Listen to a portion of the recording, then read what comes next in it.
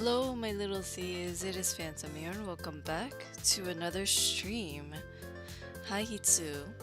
Hello. So today we're going back into the letter. Well, at least I don't have to remember how to play this game.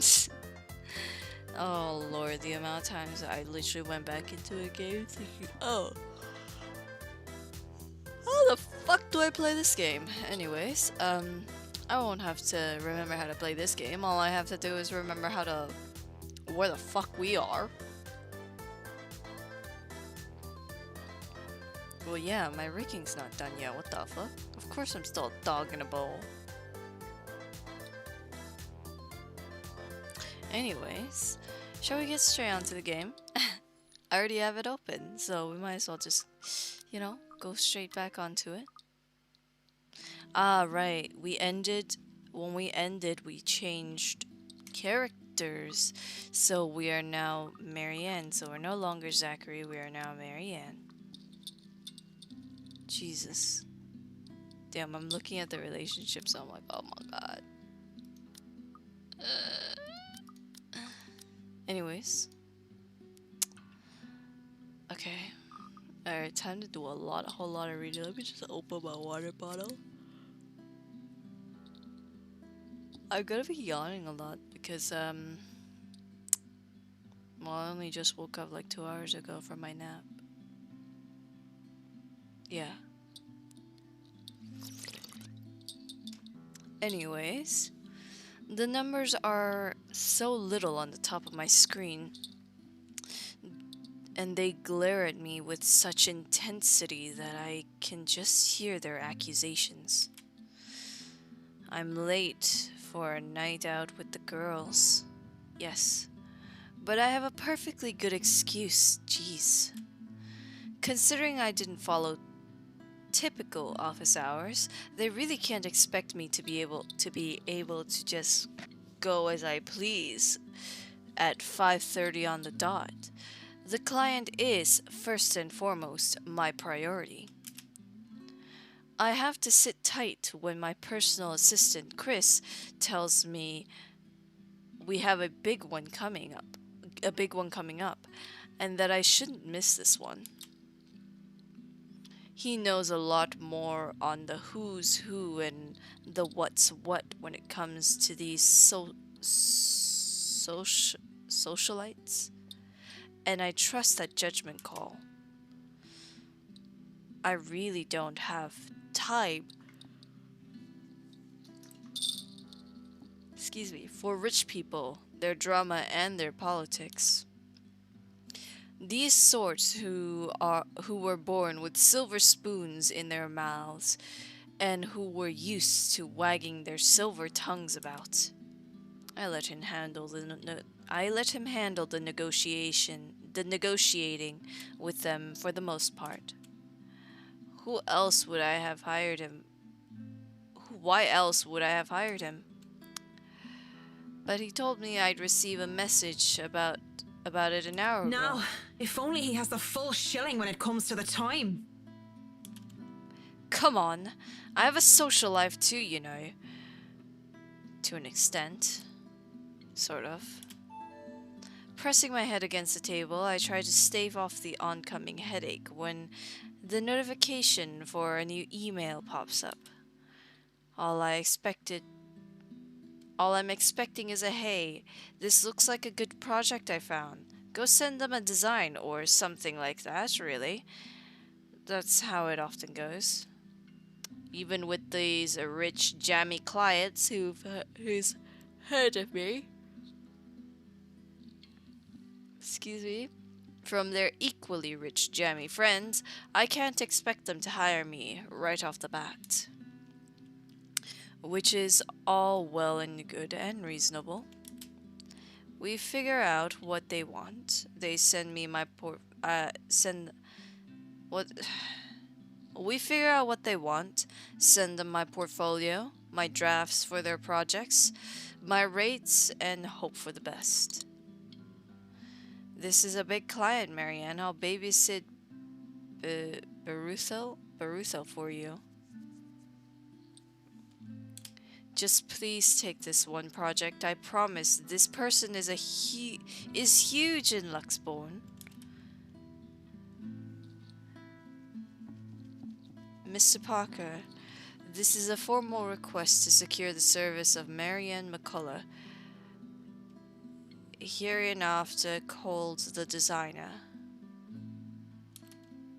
As authorized by Hannah Wright, hereinafter called the client, for interior design work at Ermengarde Mansion, Luxbourne, LX18 0RF, United Kingdom. The client hopes to have the designer there on 21st of October, Friday, with the time pending. But as I open the mail and see that I've been requested by the client specifically, well, I certainly didn't expect that, and it's pretty straightforward too. Anyone else would probably be excited. They would be working with the Hannah Wright. She's one of those rich socialites that everybody loves to talk about, no matter how hard I try to tune such nonsense out. Let me just, you know, put some lip gloss on, because, lip balm. My lips are chapped.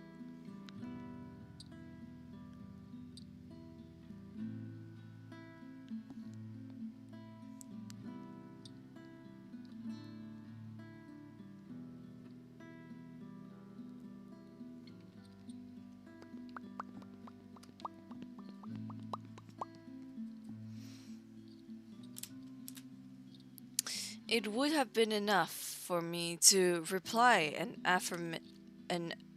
affirmative to Chris and leave, but he has never pleaded for me to take a project before. We've worked with big personalities in the past, celebrities, bankers, and even a few politicians. My PA had been indifferent about those. So the question bounced about my skull before I spy one of the email attachments. A newspaper clipping from the Luxbourne Daily Business news section boasting the headline, Wright Enterprise donates 2.5 million to refuge.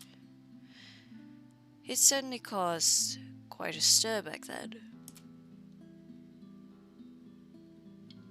Apparently, they had invited businessmen and socialites everywhere, in the guise of it being some big business announcement. 2.5 mil and an expensive looking party to boot.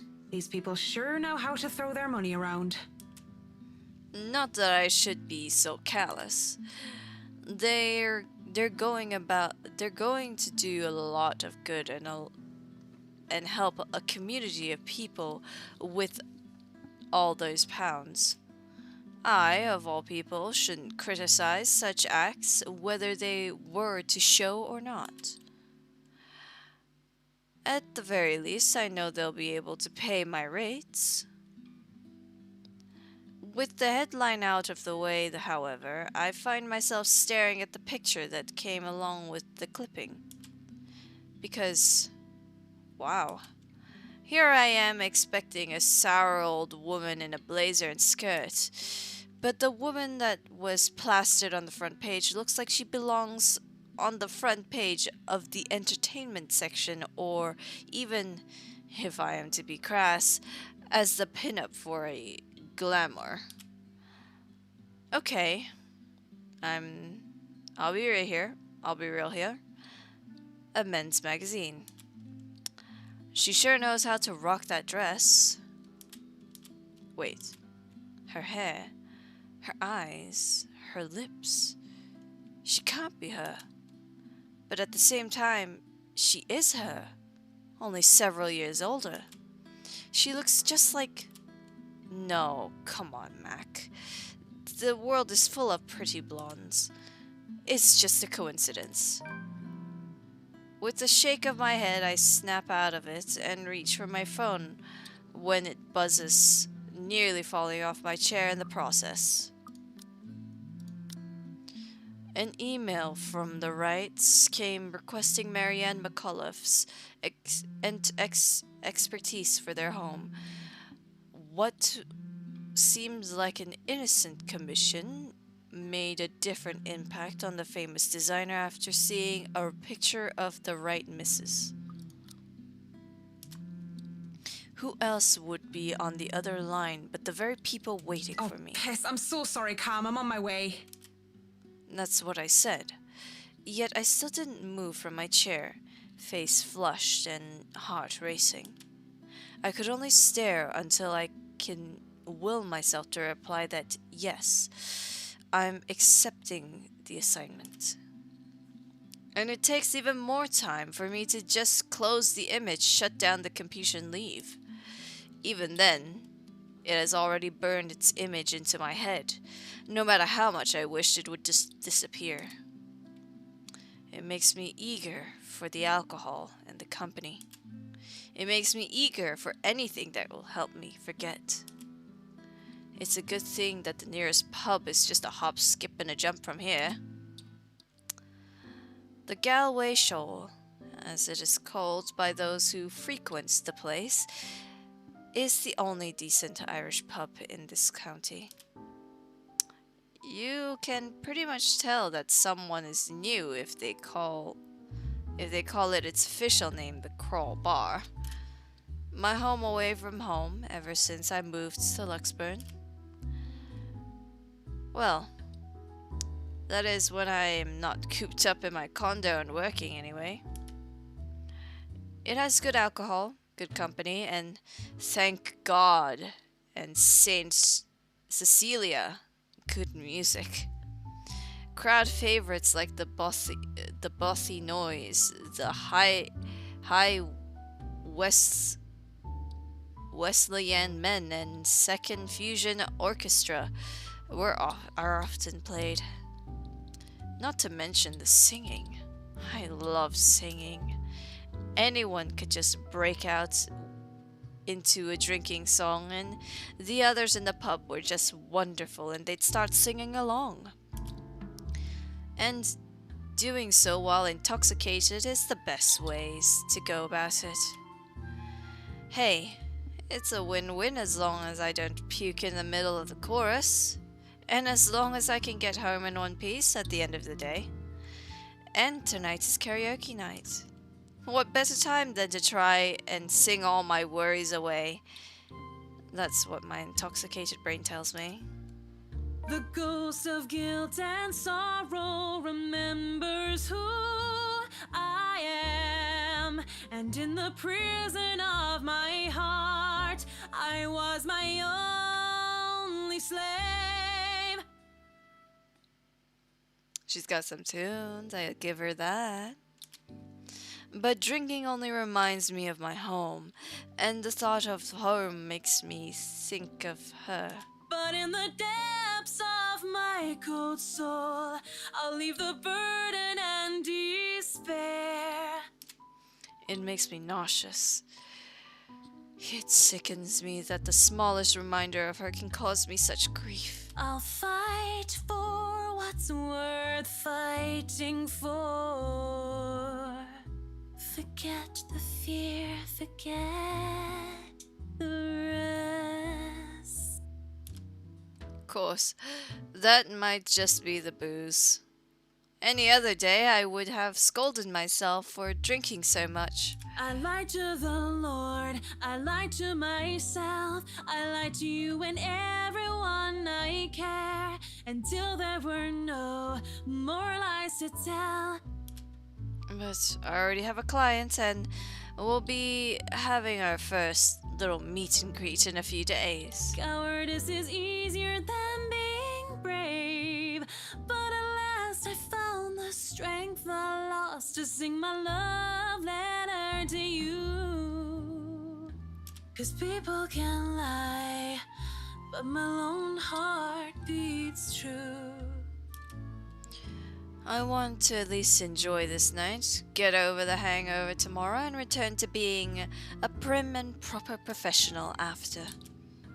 That song was for Cam, our lucky bride-to-be. So give her a hand, Considering the state I'm in, one can excuse my smug grin as cheers and applause rise among the pub's patrons. Because, possibly off-key public singing aside, I feel like I'm on top of the world right now, and that's a good reason as any to belt out in front of these strangers. With good drinks and good friends, there's nowhere else I'd rather be tonight. And I forget for a short while. And that song was brought to you by Marianne McCullough, everyone! A round of applause! That was so good. You rock, Marianne. Oh, please stop. You're just saying that. You know neither of us can hold a tune, Marianne. A toast to our shameless drunk singer. May your drinks forever flow and your notes be ever lovely. If anyone deserves a toast tonight, that's Cam. Finally sealed the deal after 3 years, eh? Read 'em and weep, bitches. Camilla's diamond engagement ring gleams as she holds it up for all the world to see. She has reasons to be proud. 3 years of living together, and her boyfriend finally asked her the big question. Obviously, she said yes. Don't get too attached to that ring or the one after, sweetie. I was wearing a wedding ring not so long ago, and look at where I am. But enough of me being a downer. Cheers to a happy engagement! Of course, for something like Haruna's divorce were to happen, I'd be there for Cam. Just as Cam would be there for me, acting more than just my yoga instructor. I can't be happier for my friend right now. Cheers! Cheers. Well, we both will be there for Cam, won't we? Haruna and I. Haruna, it's been a really bad year for her ever since her divorce. She's such a nice person, even loaning me money to open a studio, and she didn't deserve what her husband had pulled. I'm happy she's smiling again and pigging out like she used to. I think we've all missed our Japanese firecracker. We met in yoga class, something I had joined to keep myself in shape and, well, honestly, so that I could make friends when I moved to Luxburn. Hello, Haru. Hello. Clearly, it works like a charm. And it definitely didn't have anything to do with the fact that I brought along my lucky D20 die with me on the first day. No, sir. I love these girls so much. What about you, Marianne? You're 30 years old and you still haven't got yourself a man. And you guys know I have a very busy schedule. I don't have time for that. Oh, come on. That's a lame excuse and you know it. You need a man who'll take care of you and you need it now. Maybe some hunk will be your house hubby while you rake in the dough. I'm quite capable of taking care of myself. Who needs a Mr. Right? Hey, look at me. I'm Marianne McCullough, a lawful neutral cleric with 9 points in wisdom and 8 in charisma, but I can't get myself a date.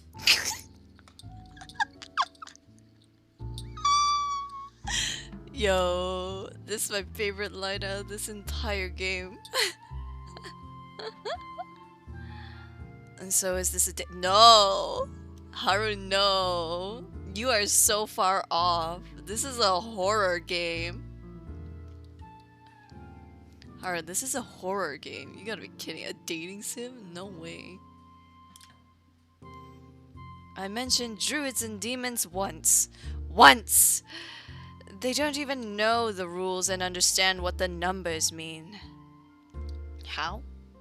Oh, you'll find out.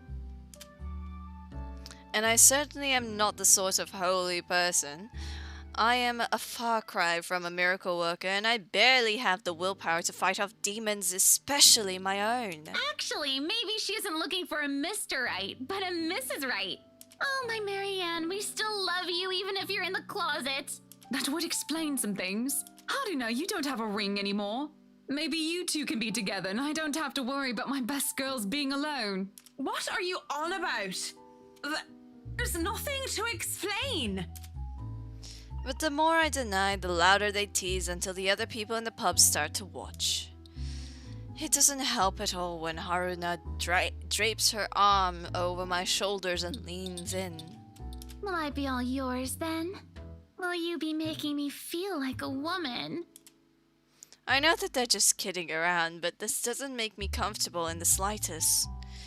So when Kamala notices my silence and Haruna sees the expression on my face, they stopped. And when the awkward air settles over us, the rest of the pub goes back to whatever they were doing before the whole thing ever happens.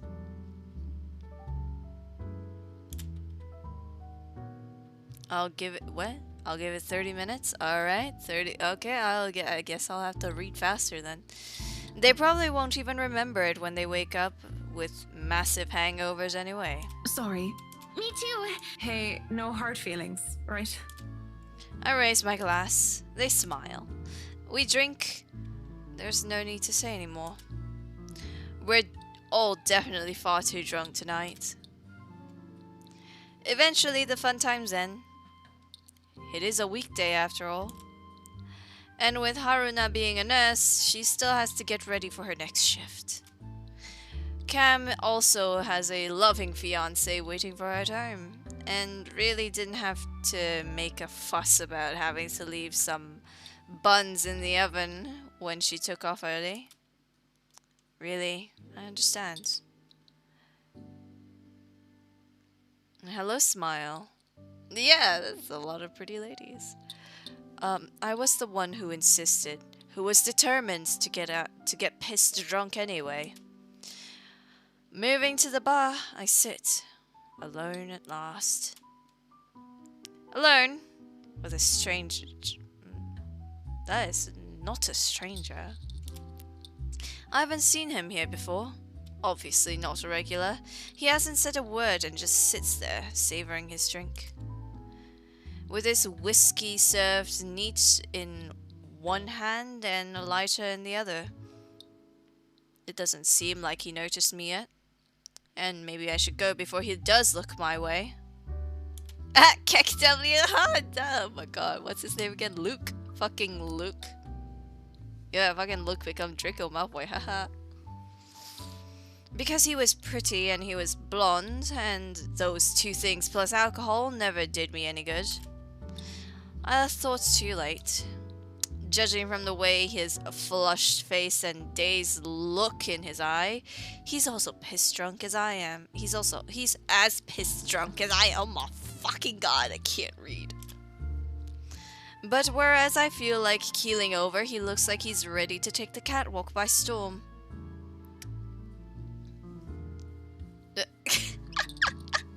I can't unsee it now either, god damn it. Damn it, Haru. Damn it! How could you? Really, he just has the air of one of those men who think they owned the world. Hello there, sexy. Please don't stand up on my account. I already like what I see. Whiskey? Okay. Fancy a drink? It'll be on me. Oh my god. Bruh, I want to kick him in the face so badly right now because this is a married man.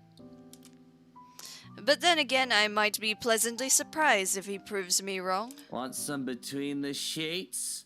Sex on the beach? I'm talking cocktails, of course. I want to kick this man in the face, yo.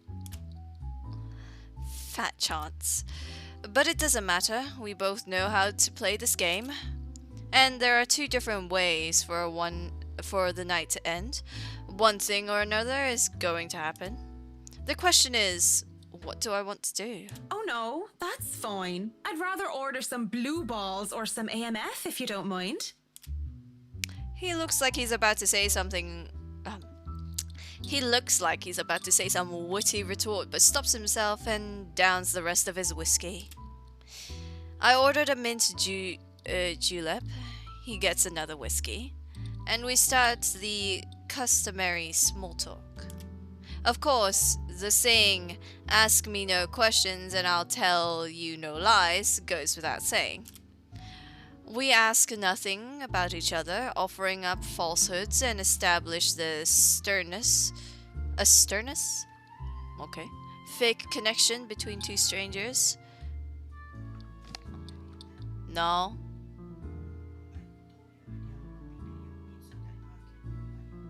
You can just do your work. I'm streaming anyways. I'm not hungry.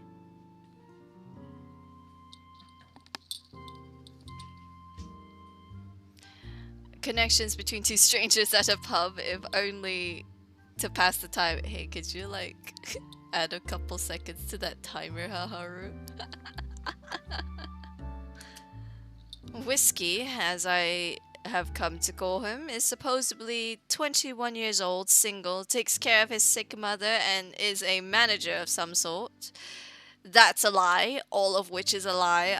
I don't know if he's actually 21, but he is not single and he does not care for his sick mother. What a fucking liar. A manager of what? I didn't care to listen to the details.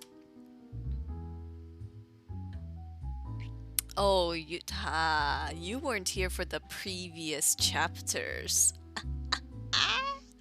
Excuse me, but how is this? Okay. Alright. Do whatever the fuck you want then, Haru. Just wait.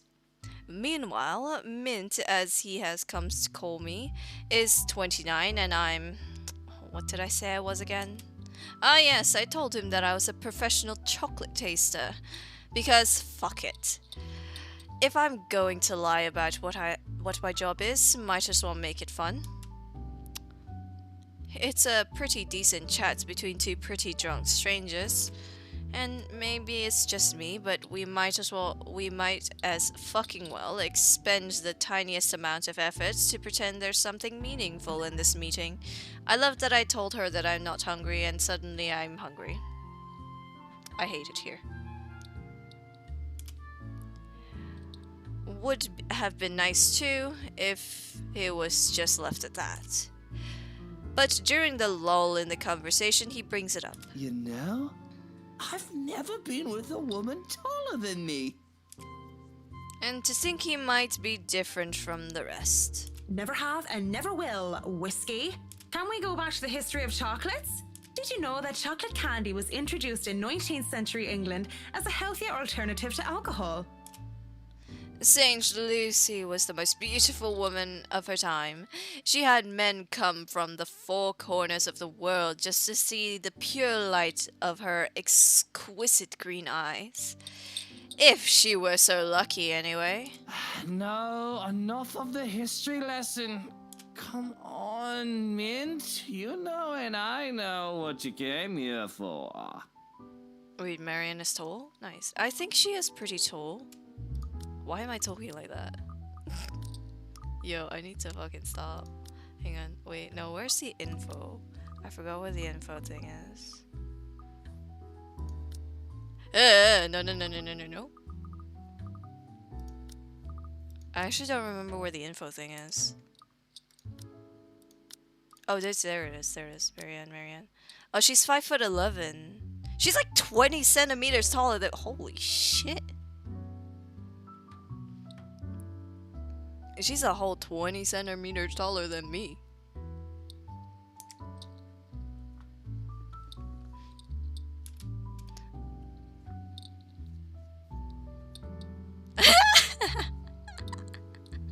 Oh, she's taller than you, Haru? Oh, tragic.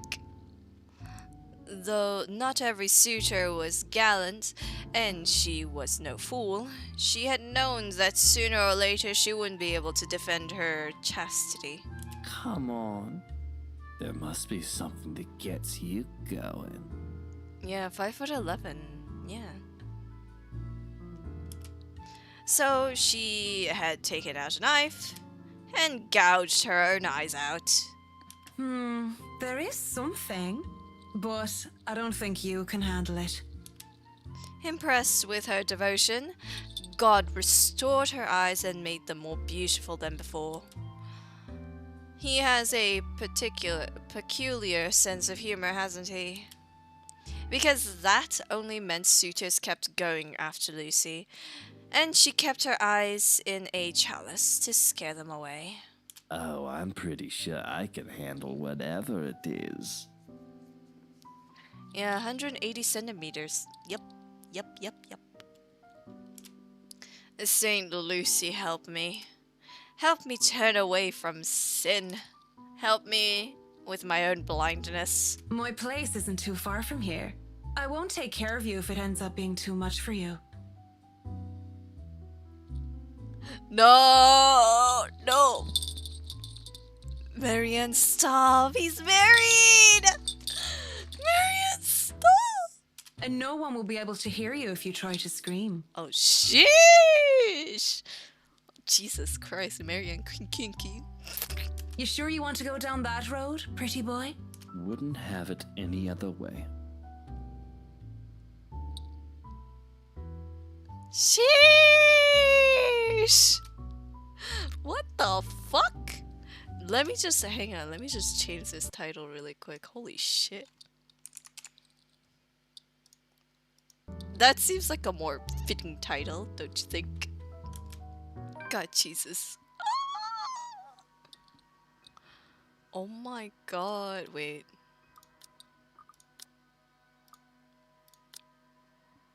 Marianne went to the Crowbar, also known as the Galway Shoals by its patrons, for a night out with her closest friends Cam and Haruna. When they left, Marianne was seen with a stranger whom she only referred to as Whiskey. In turn, she was called Mint. Shut up! No! Wait, the 30 minutes is enough, shut up. This has only been 10 minutes. The best thing about having my condo so close to the bar is the ease of access. As long as I can still stand and walk, I can make it home. Maybe I'd need help from a kind neighbor or two to help me with the last leg of if I've really gone overboard on the alcohol. But I always made it home. Sometimes with company. Wait, I just noticed. Hang on. I just noticed that picture down there. Look at this. This looks like... It doesn't... Hang on. Doesn't it look like Loki?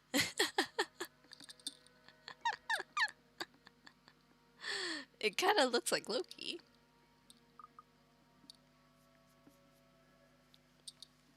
Of course, that always comes with complications. Especially with the real clingy ones. But it isn't anything a good tip about stalkers to the building security can't fix. I'm always nervous though. Even if this isn't the first time I've done this. And the first few minutes when we enter my room was the first few agonizing minutes where I try not to panic. Okay, Mac. So far, so good.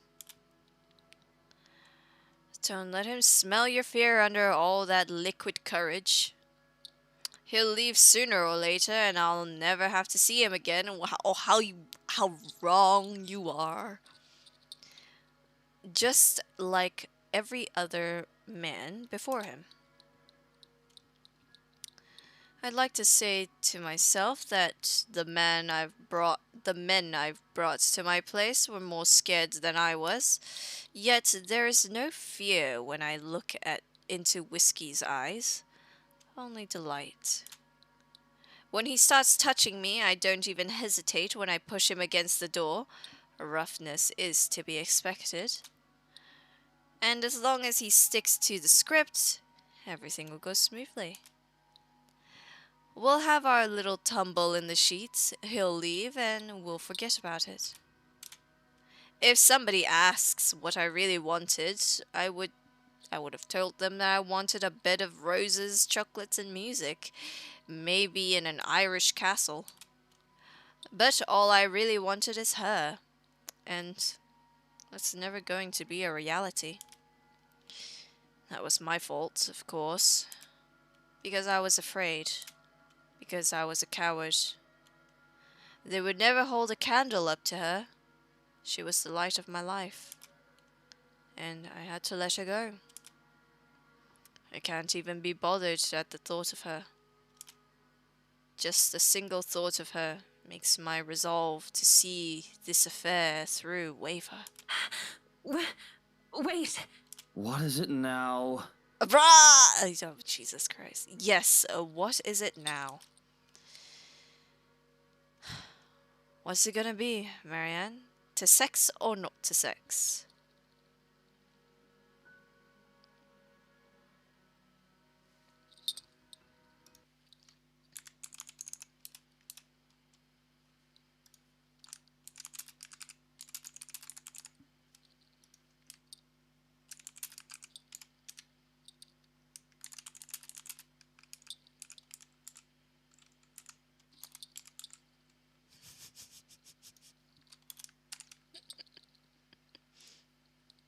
Fuck!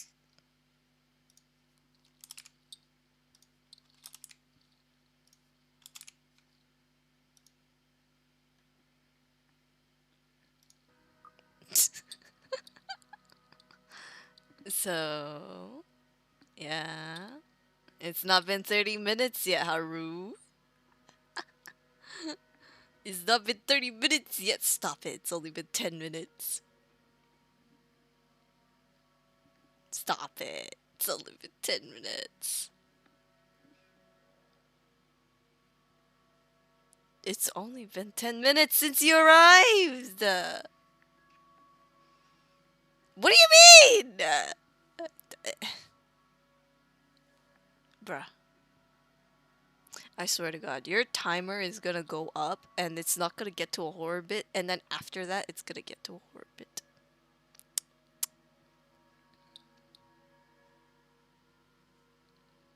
You guys voting?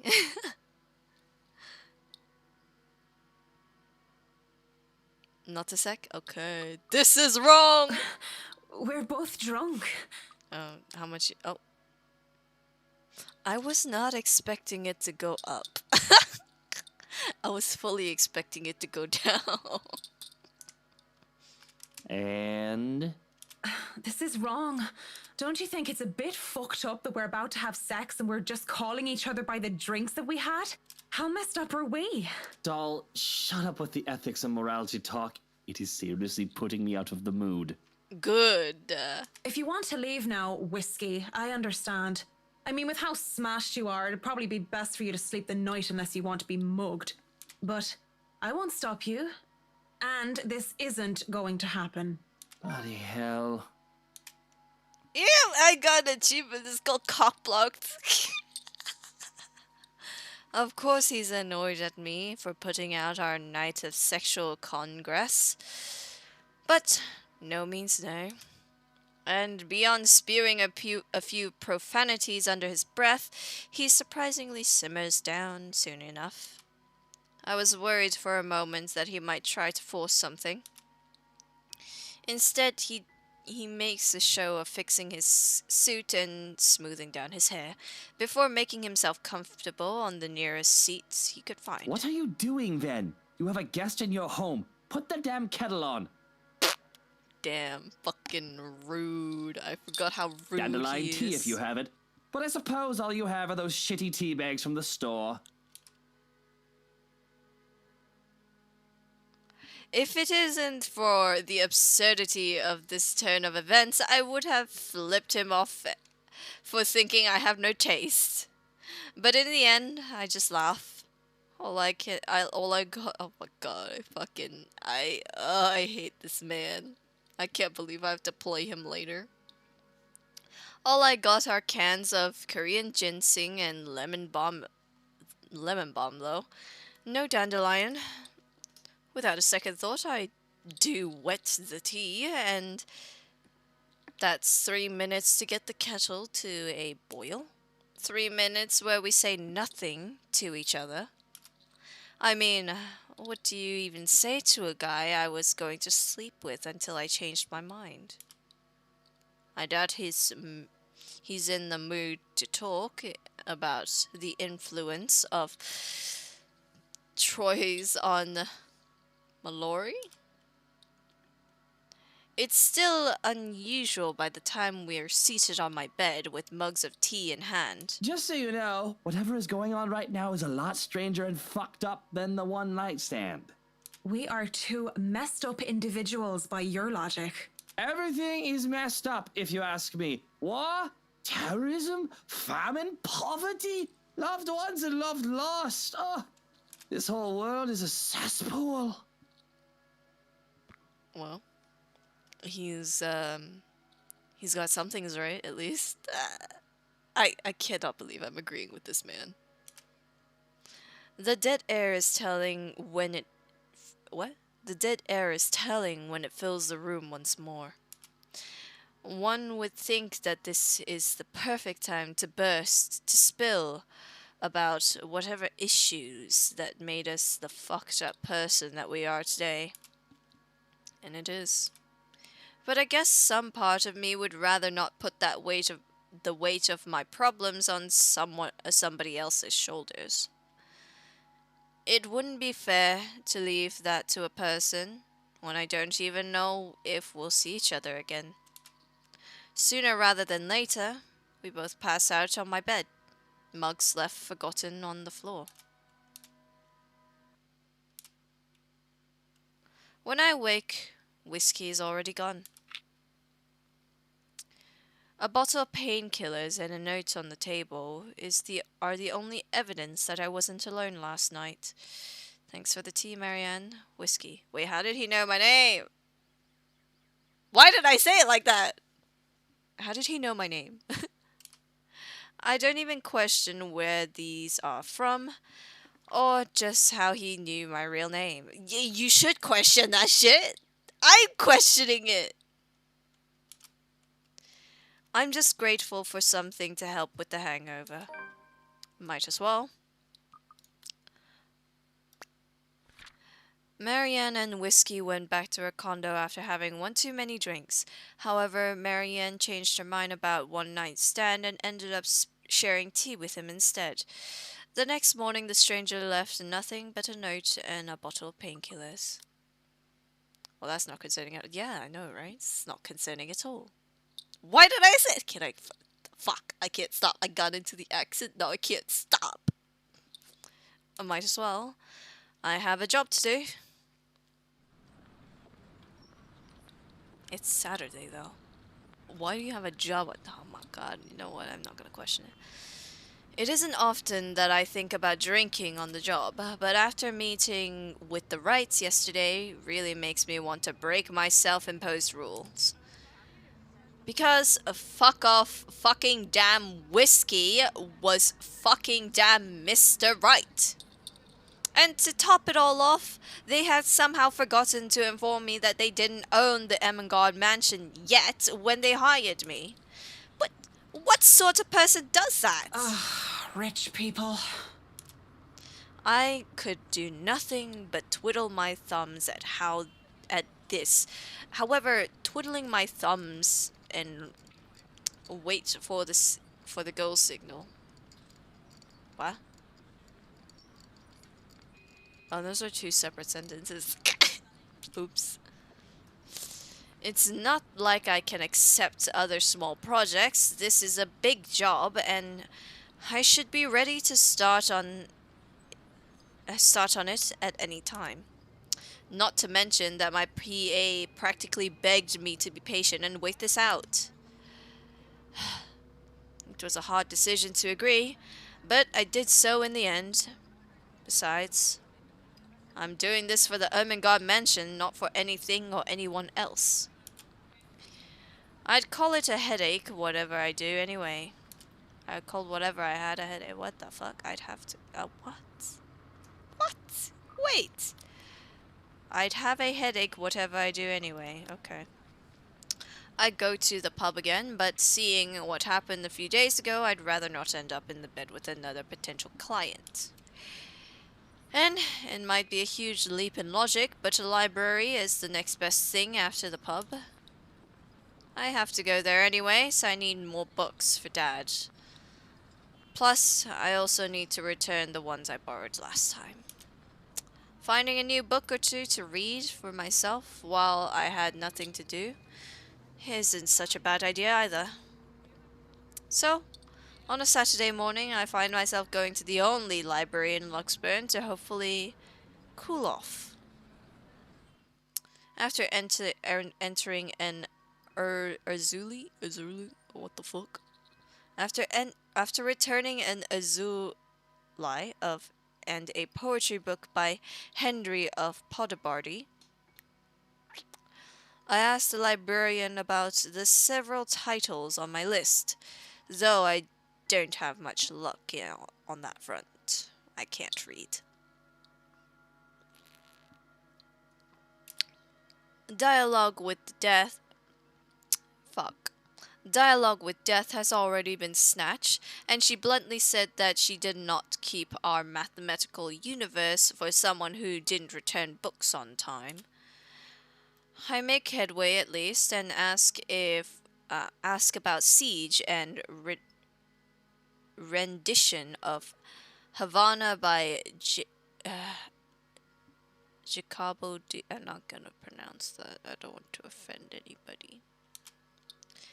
If you could count her snarling and pointing at the history section as headway, that is.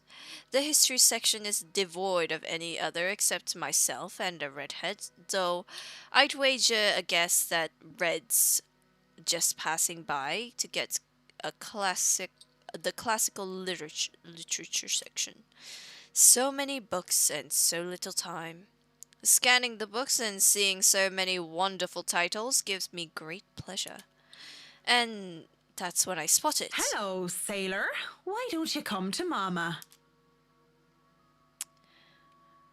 It's not the naval battle book I was looking for, no.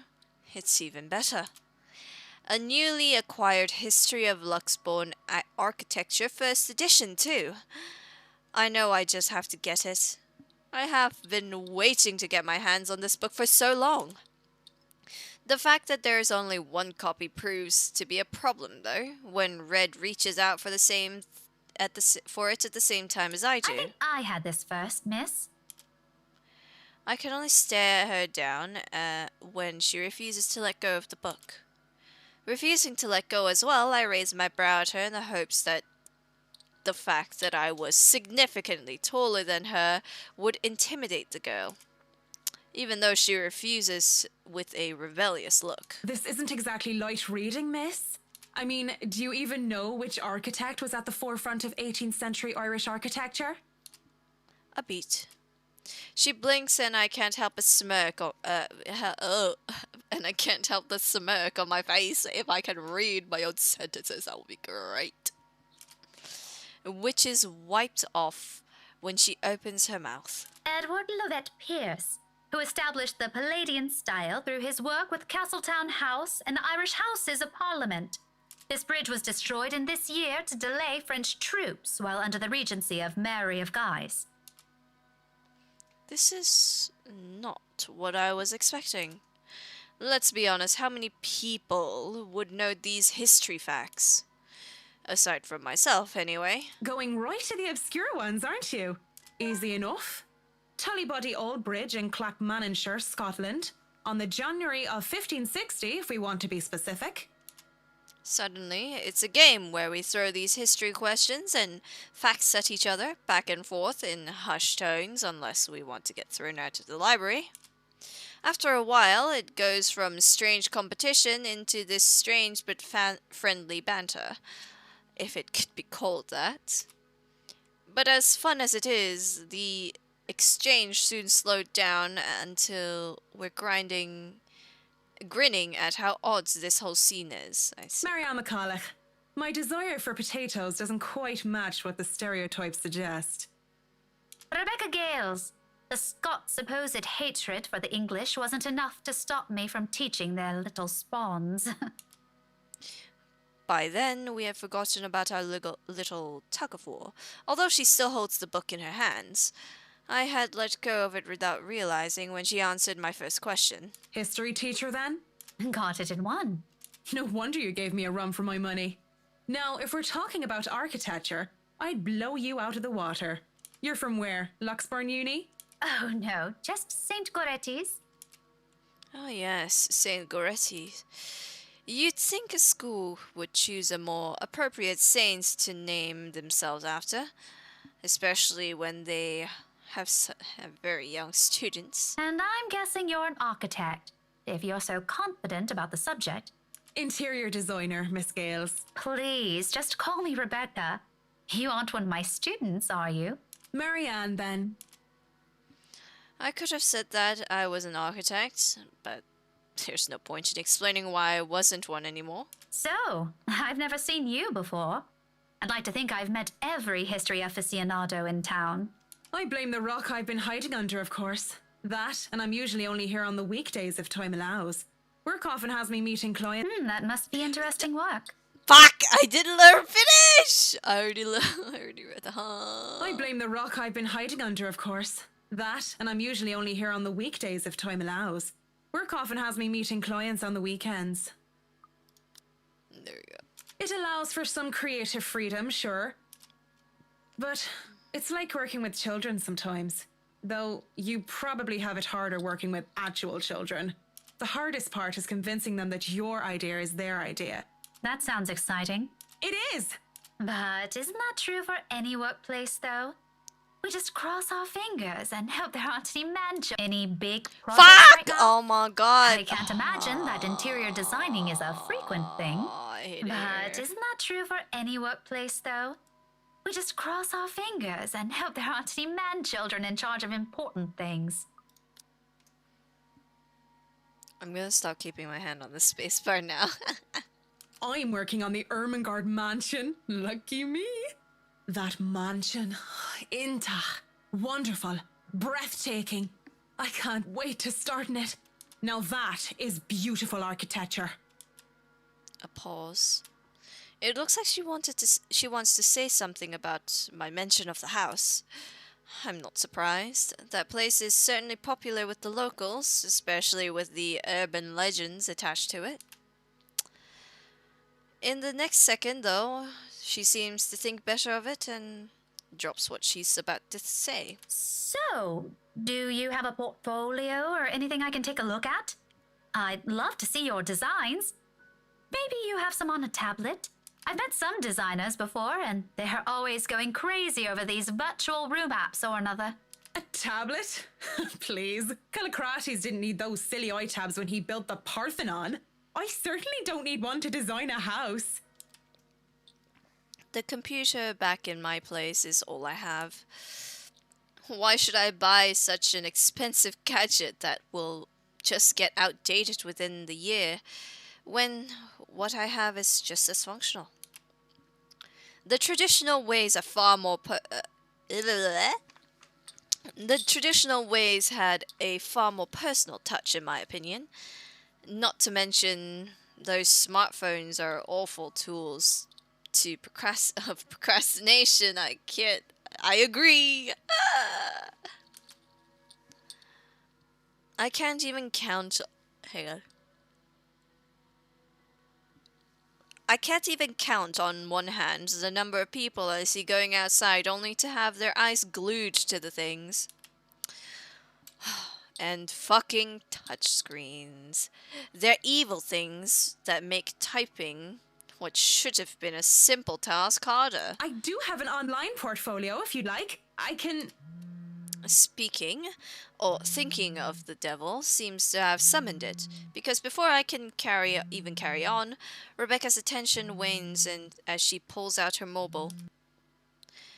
For what I can only assume is a call, she gives me an apologetic look before she's standing up and excusing herself.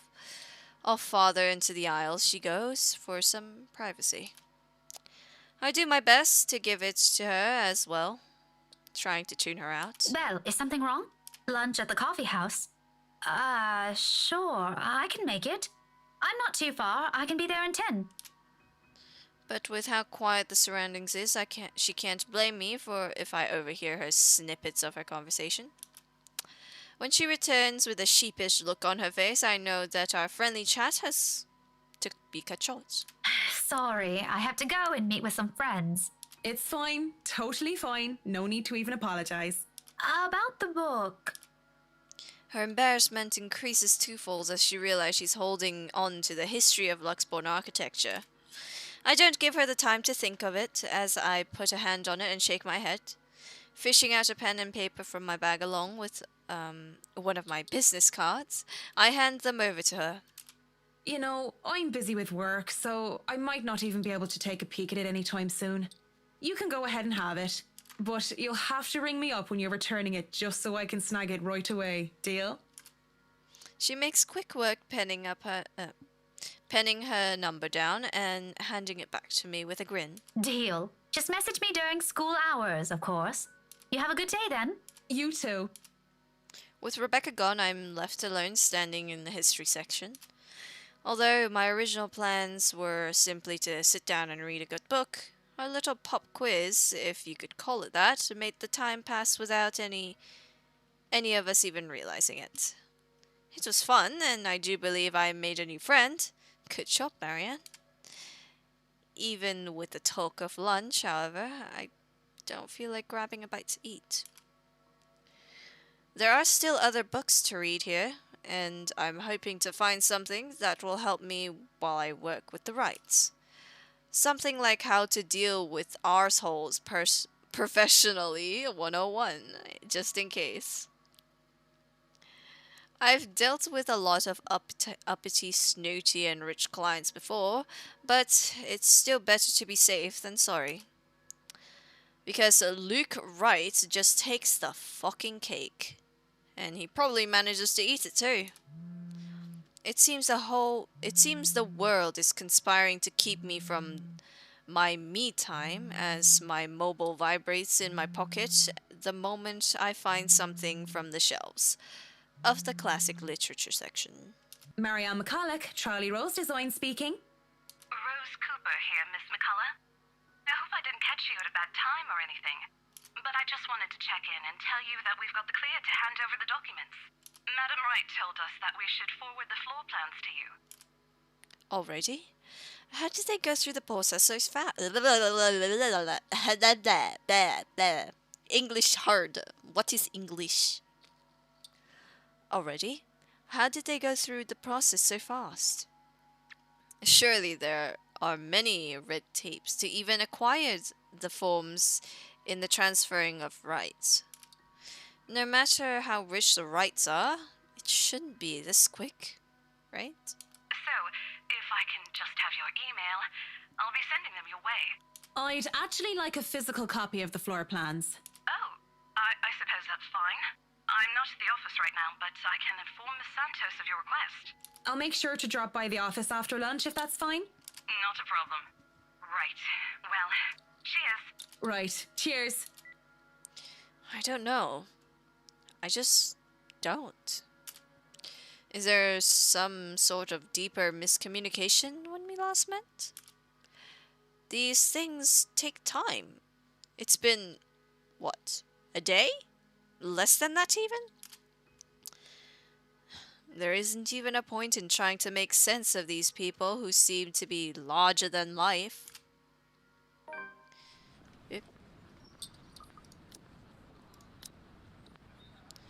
Marianne befriended Rebecca Gales during a visit to the library.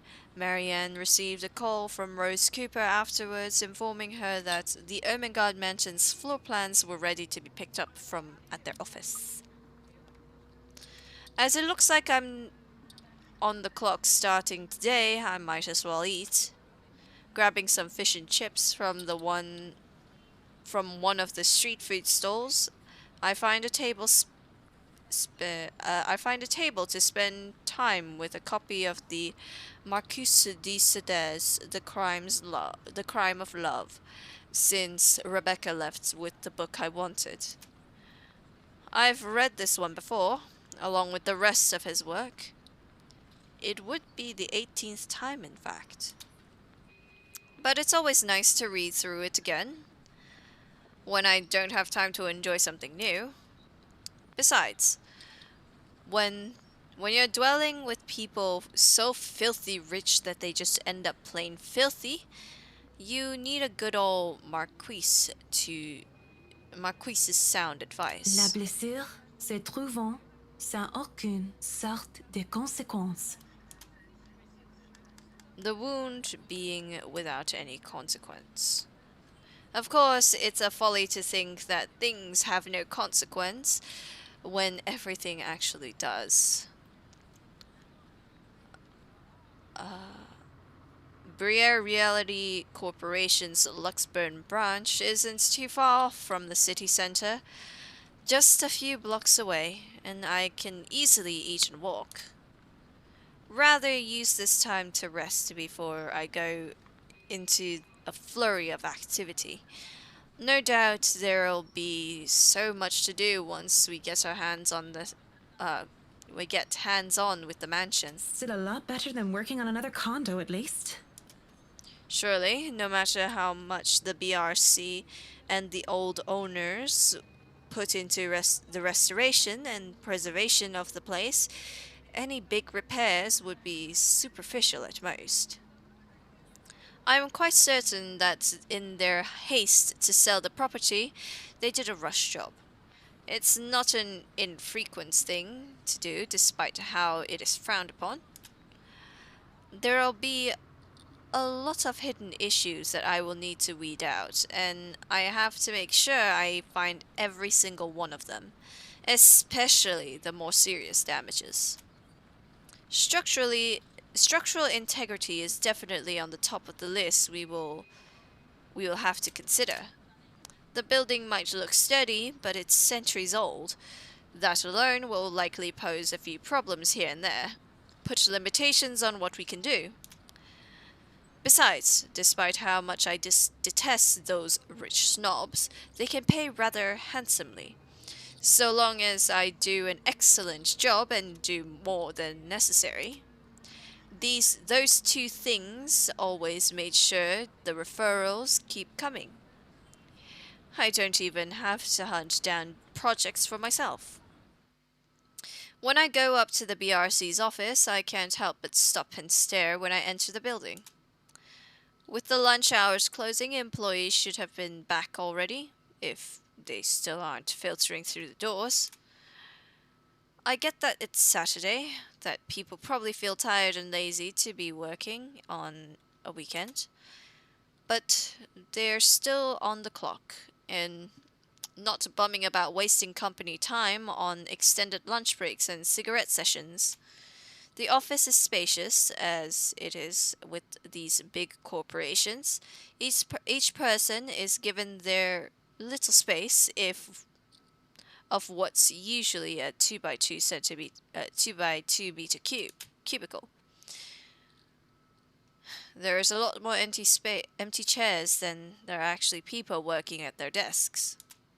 It reminds me far too much of my last day on Poriskova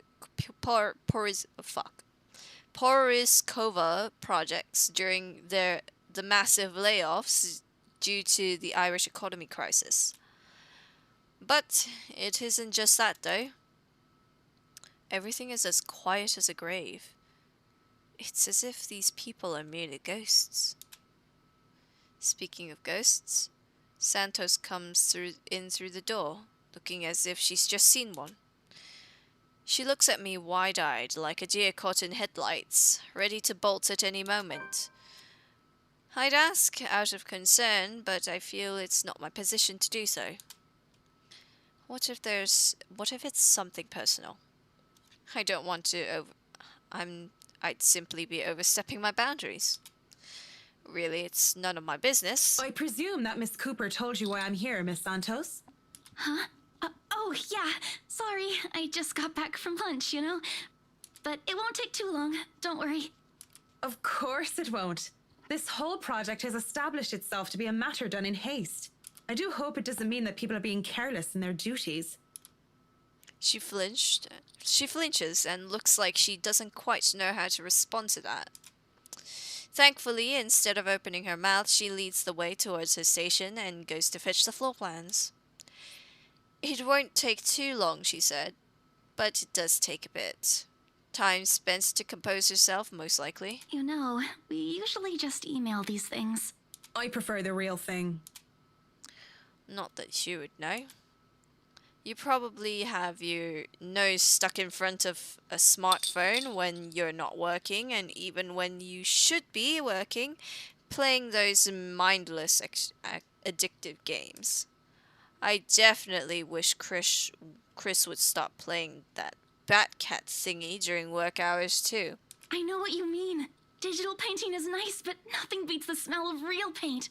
Not that I go and smell paint like a crazy person, but you know, the real thing is different. Wait, what? Yes, nothing is quite like the real thing. Checking out the floor plans, I see that there's a lot going for me. Now I know how Ray felt when he found the Central Park West building floor plans from that one movie. Jesus. This place is huge. Look at that shit. So there's 3 floors in this place with the second floor. But the second floor is mostly comprised of attics. How many rooms is that? 1, 2, 3, 4, 5, 6, 7, 8, 9, 10, 11, 12, 13, 14. Wait, no. I'm just counting every X. Hang on. 1, 2, 3, 4, 5, 6, 7, 8, 9, 10. There's 13 rooms in this place. Who needs 13 rooms?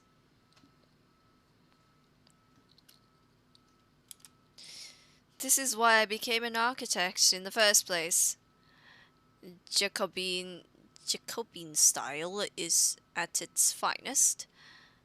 It's a thing of beauty. Look at these gorgeous rooms, the delicate harmony between empty spaces. And speaking of empty spaces, there's something rather odd about those ones. I feel a bit silly saying it out loud because I've never lived in a big house, let alone a mansion. But during the tour, I had the distinct impression that the rooms were bigger. Maybe the scale is wrong? It's not much of a problem, and it is an old house. There had been little details here and there that I would have liked to address during the open house too. But it was all forgotten in the wake of Miss Santos's incident and the trouble with ownership. The wine cellar is going to be a problem. I shudder to think what sort of repairs they did to the place. There might have been things that were swept under the rug, pushed into a dark corner of the rooms and hidden away in barrels. Water damage could have been covered up. There had been floods due to the heavy rains in West England just last year, after all. And if there's any sort of damage to the house's foundation, that's going to be a lot of work. I was not able to look at the attic as well. For all I know, a whole family of vermin could have made their nest there. Working with pest control is always the worst. Oh, hi Ragnar. The sheer size of this place is staggering. Even if I did just say it, it was a lot smaller than I thought. I might just be biting off more than I can chew, but who doesn't like a good challenge? First things first, I'll have to... So, do you want a coffee? The one from the staff room is pretty decent. There's really no need. I'm sure you have rules against it. Rules against bringing someone coffee? That's ridiculous. And even if there were regulations against it, nobody's really here to tell Sir John. I've already brought 2 mugs, and I'm not going to drink them on my own. Come on. I have to stamp down my annoyance at being distracted. Seeing the girl, the young woman though, it looks like she has a lot on her mind.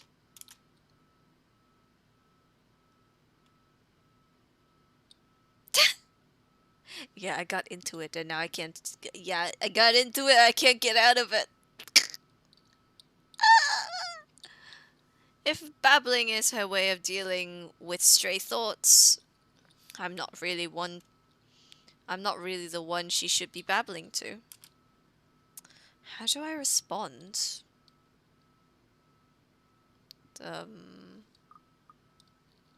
have something to say?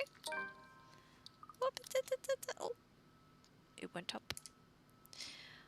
I give her time to speak up, but when she just stares, I clear my throat. Yes? You have something to say? As embarrassment creeps up on her face, I snatch one of the coffees from her and take a sip. Too hot. Just thinking and speaking off the record, it must be fun what you do. You go to people's houses and you make them, well, pretty. You're sharing your art with them. It's a little bit more complex than that. But if you put it that way, it is fun. I wouldn't have done it for 7 years if it wasn't a little bit fun, I guess. These big clients always have paintings in their homes. Do you have a supplier for art pieces? I didn't expect to hear such a question from her, seeing how well she handled herself yesterday. I didn't doubt then she was assigned to an important sale like the Ermengarde mansion despite the little accident she had. Now she just looks too young, too nervous, and unsure of herself, although her enthusiasm makes up for it in spades. In fact, I wouldn't have believed it if she had introduced herself the way she is at the moment. Why, watching her now, she actually looks like she should still be in college. Acts a bit like it too, when I think about it. I thought she was a teen slumming it out in the mansion when I first saw her. When I first saw her there, lying on the ground. Surprise, surprise, she turns out to be one of the estate agents. Surprise, surprise, she turned out to be one of the estate agents handling the property. I don't even know what to make of the whole meltdown that happened with that strange document. If I were the client, I would have been very upset. She'd be in hot water for it. The clients usually support artists of their own choice. If they don't, I'm always happy to refer those that I know. That's cool. They're very picky. I don't think a hobbyist will have an easy time getting their work sold. Hey, I'll have you know I was a student of the fine arts. And yet, here you are, selling property. Maybe you weren't a very fine student of the arts. Oh! Jeez, calm down. Maybe I took it a bit too far. She bites her cheek, and it looks like she's barely holding herself back. It's not like I had a choice. She mutters it under her breath. I barely even hear it. But it hurts. But the hurt is there. And it makes one wonder what brought us on. Although it is understandable, if her reason's what I think it is, very few people make it big in the art world.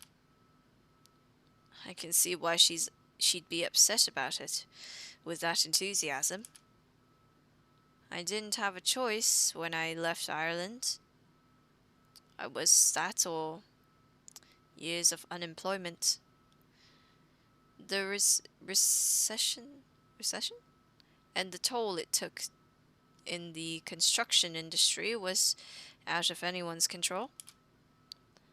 I don't know what choice she wasn't able to make, whether it was about her being at art school or something else. But the world isn't a fair place, and the sooner she accepts it, the better. Still, with the forlorn look, The forlorn look on her face, I couldn't help but sigh. The girl reminds me far too much of myself when I was younger. Well, if you're thinking of commissioning your paintings, I'll have to see your work first. Oh, it's not. I didn't mean it like that. I don't have any paintings. Really? You sounded a lot like you still did art or want to. Now I'm starting to worry that you might just like the smell of paint. I'm not a paint huffer, sheesh. I just mean I don't make much anymore. I don't really have the time for it. The tools and materials aren't exactly cheap either. Everything has a price. It sounds like you're making excuses for something you're presumably passionate about. If you really want to practice art, a little out of your wallet isn't much. It's not that simple. It's not? Life's simple. People just like to make it complex. Speaking off the record, I have some advice for you, kid. Either go for what you want, or stop thinking about it when you have something else. That is unless you enjoy making yourself miserable. Then by all means. If only she knew. That if you, hang on. If you weren't here for the, Isabella playthrough, her family isn't exactly rich. They're currently not in the best place at the moment, and this was the easiest job she could find that would provide enough money to fund her family, so to speak. She gives money to her family. Yeah. Most of her money goes to her family. Not a lot of it even stays with her. Like, when she does get money, then she has food for herself, but, if I remember correctly, most of her meals comprised of, what was it, cup noodles? Yeah. You know, if you wanted to look at the floor plans without me bothering you, you could have just said so. Would you have left me alone? We'll never know now, will we? A strange air settles in the room afterwards. Boop, boop. What the fuck? Oh. Marianne visited BRC to pick up the floor plans. She was assisted by Isabella Santos, and the two shared a brief talk about art, which ended up with Marianne leaving a piece of advice for Isabella. It doesn't help that she doesn't immediately leave, as she has said, lingering awkwardly by the door with that downcast expression. It's clear there's more she means to say, perhaps even to defend herself and her choices in life. Or she is expecting me to dish out more of that advice. It's an awkward affair, and I chose to hightail out of the realty office as quick as I can. Though I'm able to keep myself professional at all times, doesn't mean I like it. And seeing that though most of the day has already gone by before I realized it, I chose to head back to my flat instead, despite today being a Saturday. No fun, but at least this way I can definitely avoid another unpleasant encounter. Considering how much I'll be seeing whiskey in the near foreseeable future, I have a feeling I'll need all the rest the weekend can give me. For the first time in a long while, excited as I am to work on the mansion, I cannot wait to be over and done with this project. Monday couldn't come any sooner. After taking the floor plans from Miss Santos the day before the last, I spent most of my Sunday drawing up plans and calling in my suppliers.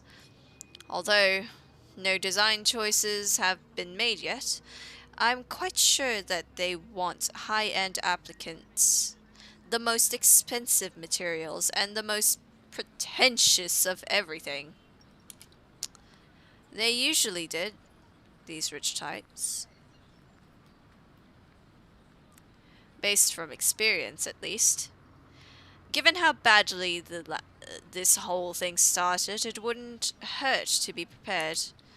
I have to check myself, make sure I'm not playing with my gloves as one of the other building tenants takes the elevator up with me.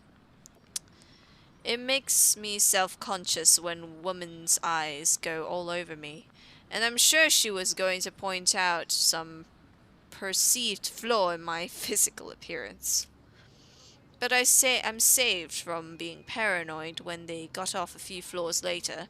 Still, the ride up to my floor is nerve-wracking.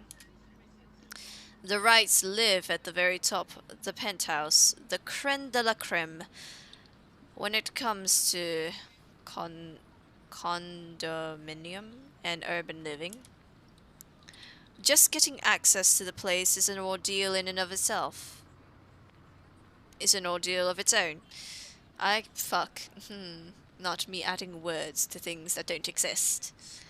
I had to jump so many hoops, so many security checks just to secure a key card.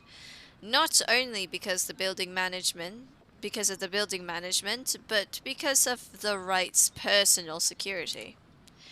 It sometimes feels like I'm being interrogated for a crime and not visiting a client for their home. At their home. Even when their personal assistant called in to help out and verify my presence, the process was aggravated rather than hastened. Speaking of the devil,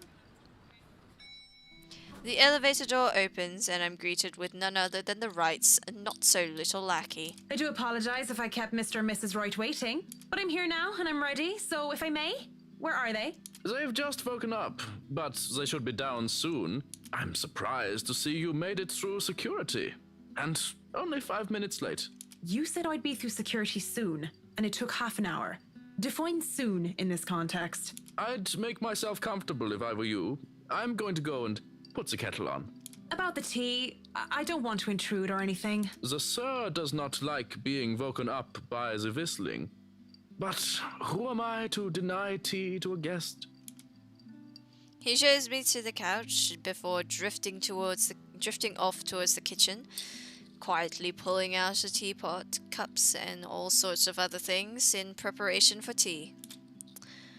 I ignored the animosity towards his employer and that his words imply. I wouldn't be too surprised if Whiskey's own people don't like him. Accepting the quiet and isolation instead, I brace myself for what's to come. In this case, soon apparently means more than 5 minutes or even 10. I sit in their living room just waiting. And when the kettle starts whistling, the tea has been served, I continue the wait. At least the silence is relaxing. But then, there's a crash. I nearly spilt my tea all over my lap in surprise, and I look up expecting security to come running. Even the man in the kitchen counter continues to fix breakfast like he heard nothing. I don't want to speak up about it because he looks far too absorbed in his cooking, and I don't want to be the cause of burnt food, or worse. However, there's something in me that wants to figure out what that was, although I am normally not this nosy. What should I do then? Fuck! I really want to check it out, but I know that kind of would be rude. What do I do?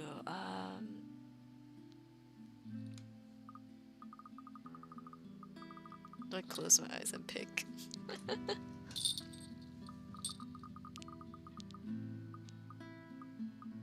Sure. The crash came from the hallway and I really shouldn't be snooping about. But it is just concern. Yeah.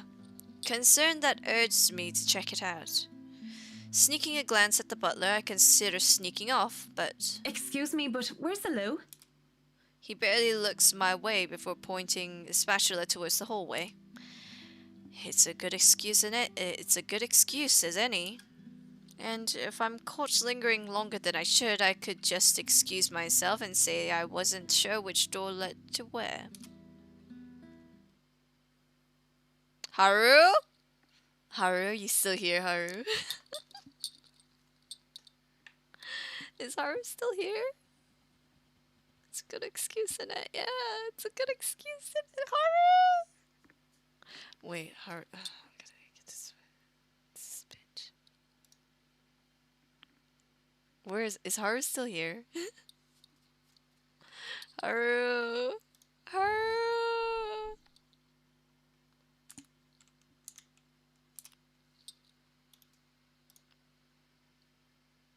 Is Haru still here? I don't think he is. Wait. Haru, are you still here? God damn it. Bruh. Where's the horrors? This is just a Harry Potter dating sim. Yo, sure. What kind of dating simulator is this dark? Still, looking into the hallway reveals nothing. Why is that door wiggling? Stop wiggling! I don't see anything that might have caused the crash. The hallway, like the rest of the place, is pristine in condition. Oh, I'm sorry, but where are the lights? I thought it was morning.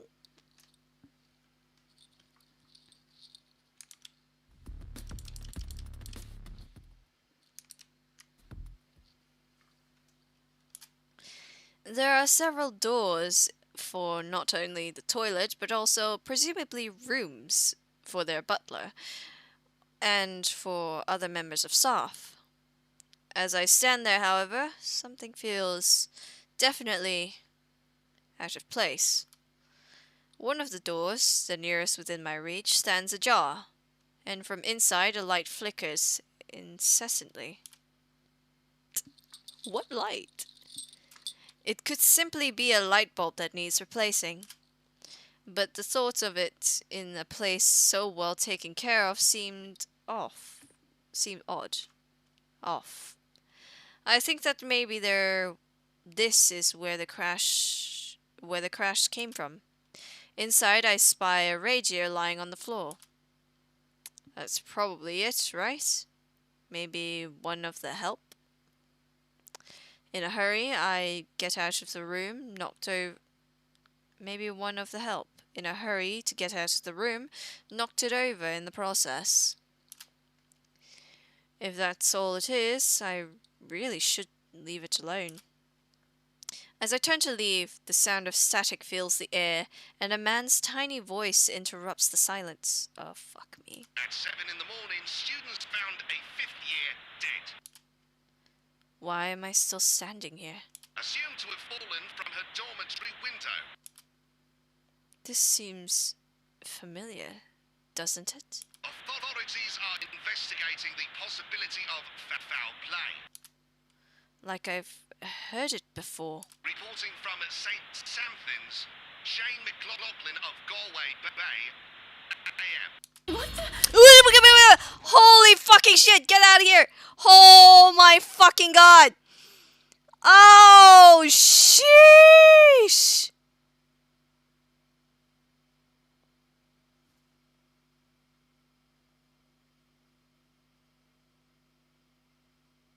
Fuck you! Sincerely, fuck you!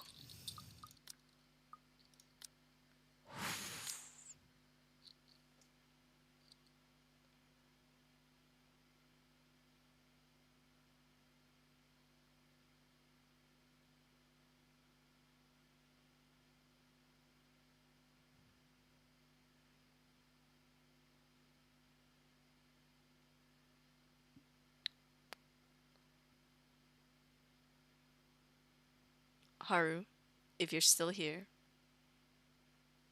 Yeah, this is not a dating sim. If you thought it was, I wish you to reevaluate what kind of dating sims you've been reading. Marianne visited the Wrights' penthouse and to discuss work with the couple. While waiting for them, Marianne decided to investigate a violent crash she heard. In the hallway, there was something odd. I wish I never...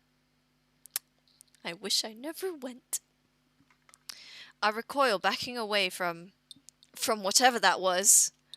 In the process, I tripped backwards on my feet, and I wished for the pain of falling flat on my back. But instead, I felt a hand on my back, and seeing the smug smile of, well, guess who? Oh, don't tell me you're reporting to work drunk, Mint. Of course. I know exactly who that voice belongs to. It just have to be him. Marianne McCullough, hammered on the job? That would be something. But Wouldn't dream of it, Whiskey. You're allowed to be if you wanted, though it's a bit early for it. So thanks for the save. really, it is much appreciated. Even though the circumstances during our first meeting were not savory or wholesome, I can't bring myself to completely look at Mr. Wright in a bad light. Nothing came out of it, after all. It's no trouble at all. I've been told I have a gift for catching pretty ladies, being a great catch myself. I hate this man. Is that so? Would you say you'll be able to catch if another man were to pitch? Perhaps, but I wouldn't know. I don't play baseball, Mint. Right. Of course you don't. I can't help but chuckle at my little joke, but it looks like it completely went over his head. If he had understood it, I guess it would have been inappropriate. He is a client, after all. Speaking of which...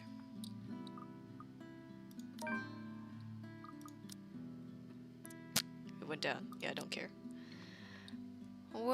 Whatever little camaraderie I had with Whiskey is forgotten, however. I straightened up and glanced behind him, only to find that he was on his own. Mrs. Wright is still absent. I still remember my place and why I'm here. To continue in such a manner with her husband would feel like a breach of trust between my client and I. Since you are here, I don't suppose Mrs. Wright is on her way down? It is 10:30 after all. She'll be down here in a moment. For now, you have me. Can't I just chat with a good friend? I don't think a night where we talk like two drunk Egypts makes us good friends. She said she's an Egypt. Oh my god. And if you have any bit of sense, it's better to forget that night ever happened. What? Why not? It was a good night, if a bit boring. You know exactly why. We both know what your intentions were that night. And to find out that you're married? If there's even an ounce of decency in you, if you'd like the world to be a little less messed up, you'll remember your wife and what you almost did to your Mrs. Wright. Except that he already did it and got someone else pregnant. The other woman in which is also married, I might add. It's better to get that out of the way once and for all. Well, no need to be such a killjoy about it. But I like putting my turrets down.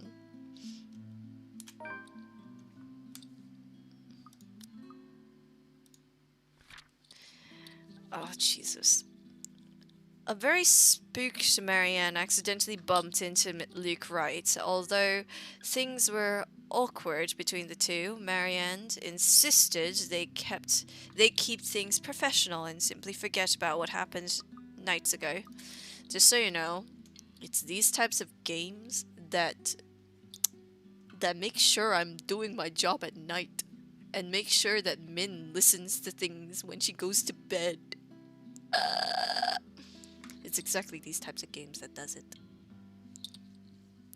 The dead air between us, because it can't be anything else but that, is broken as a lively voice calls out from the loft. Marianne!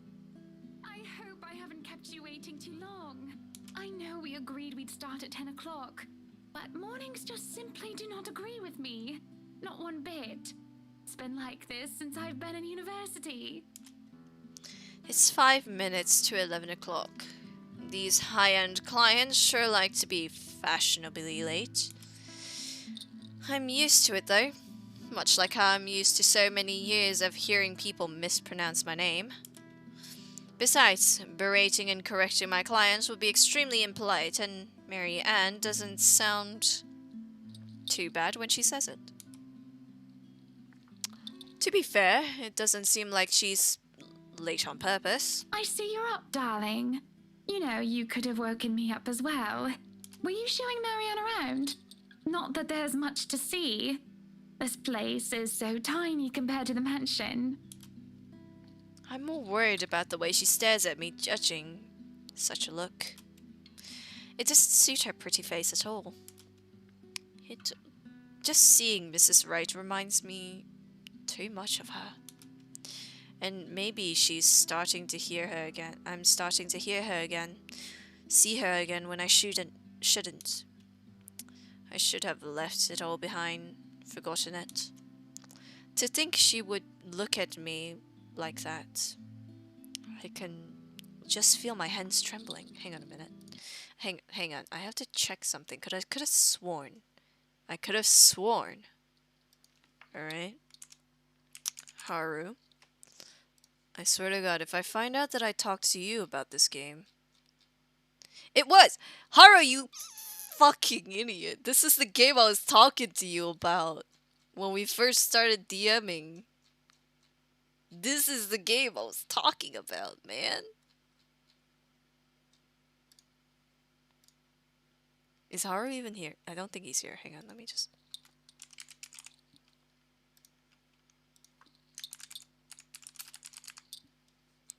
Hang on. Wait.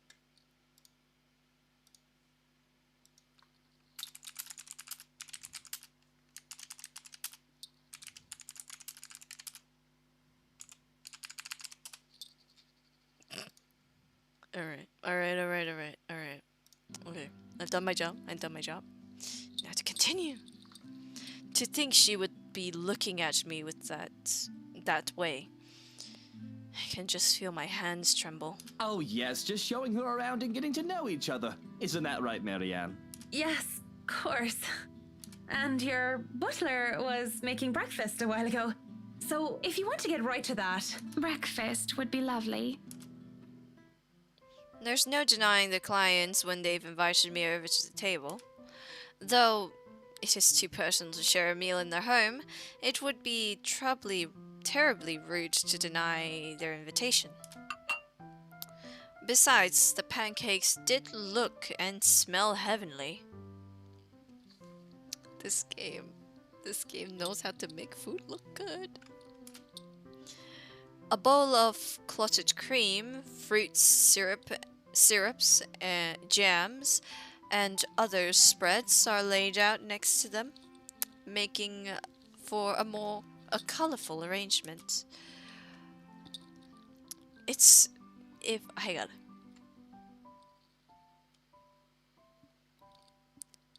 If this was a bunch of friends, I would have gladly helped myself to the whole lot. But as it is, I accepted just a few pieces of pancakes and topped it off with lemon and sugar. You know, I was a tiny bit serious when I said I wanted a helipad. And you're not serious about the greenhouse, the vineyard, and the stables? Well, I do want those too, but I know you'll agree to those. We're talking about interiors here, honey. You don't handle exterior designs and... whatever handles those sorts of projects do you, Marianne? I'm able, actually, and willing to take a project of that nature. I was an architect in Ireland before. Of course, that's another contract entirely. I also suggest we finish the house itself before working on any additions to the rest of the property. There won't be any problems about ownership this time, will there? Pardon if I'm crossing a line, but the acquisition was rather quick. Oh, don't you worry. We've got everything sorted this time around. I've talked to Miss Cooper and Mr. John from BRC, as well as the old owners. Everything has been paid in full, and all we're waiting for is the paperwork from the land registry. They're letting us move in as soon as we please. It's not like they were living there in the first place. That's good to hear. The problems that could arise from renovating another person's home would be... well, let's not dwell on it. First off, we'll want to know how you want the place to look. It's pretty furnished as is, but I understand if you want to modernize the whole thing. Actually, I'd prefer to keep the place looking as it is. But at the same time, I want modern appliances. You worked on the Ludgate's Christchurch summer residence. I do remember there being an oven I thought was a simple drawer before. Make them look vintage, antique, blend in with the rest of the decor. Customize appliances then. I can't find someone for that, and if you can't tell me what you specifically want, it'll hasten up the process. We're talking about electronic appliance manufacturers. If you have a preferred brand to work with. Splendid! So, what is next on our agenda? All the other interior designers we've hired in the past did not have us this involved. I stopped. What sort of half-baked designer did that? If I knew who they were, I would have words.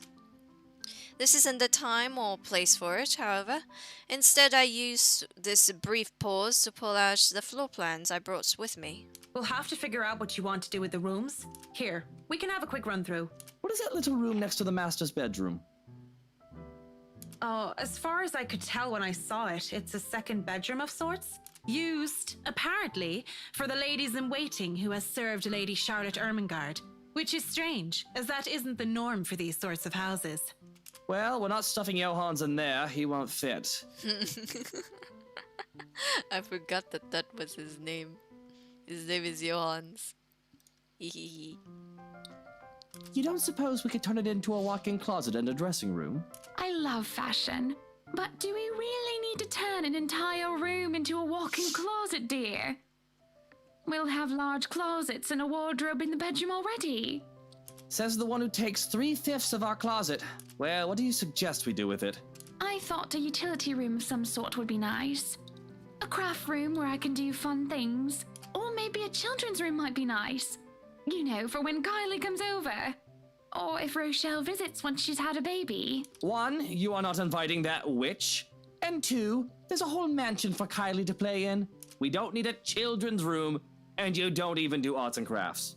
I'd like to turn the guest's room and the study into my personal office, by the way, if you don't. You can turn it into a personal office if I can have my utility room.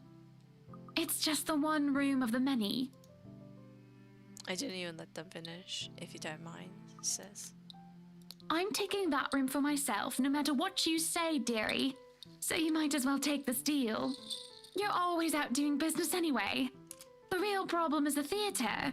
Whatever are we going to do with all that space? Fine, we could turn it into our own personal cinema, I suppose. Might as well have it, if you plan on not having a telly in the parlor. Yes, well, I don't want guests to be glued to the telly when they come over for a meal and some tea.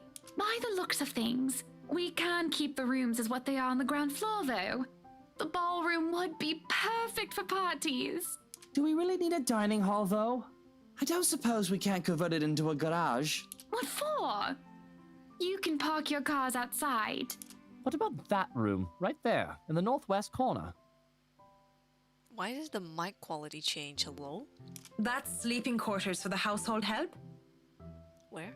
Wait, what? Where? Where is that? Oh, this room right here. Oh, that is perfect!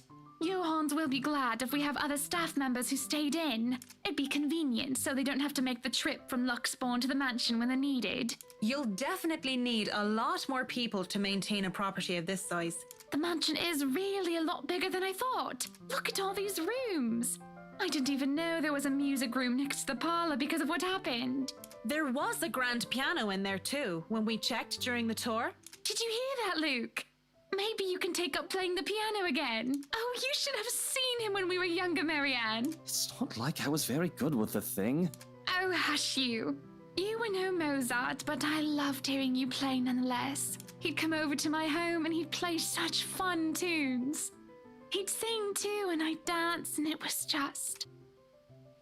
Mr. Wright playing the piano? I can't even imagine it. But the earnest way in which Mrs. Wright said so told otherwise. Anyway, what do you think of these plans, Marianne? Are we not even going to consider one of my requests? Not even just a closet or just a garage? Now, that isn't fair, is it? You're not the only one who's going to be living here. I hardly see how that's unfair. I told you you're getting your office and your theater, the greenhouse, the vineyard, and the stables. I do like Mrs. Wright. That's why I was kind of like, nah, I don't really want to sleep with this man. Plus, he got another woman pregnant. But yeah, his wife is so sweet. His wife is completely smitten with this guy. But he's such a jerk! That sounds fair, does it not, Marianne? Well...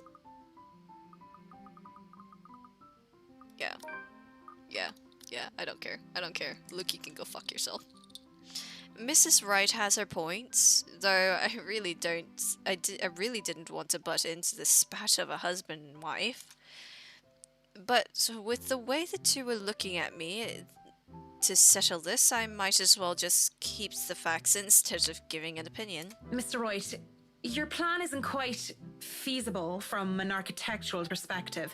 I'm not even sure how much we can do without closer inspection. Well, the one about the garage, at least. A walk-in closet is easy enough, but the garage? See, a garage isn't architecturally feasible and it isn't going to be financially sound as well. We're already going to spend a lot on your other requests. You have several acres of land to park on already. What? Did you calculate that on the fly? Financially sound my foot. You're probably just thinking up of imaginary numbers. Might I remind you that I was a financial manager?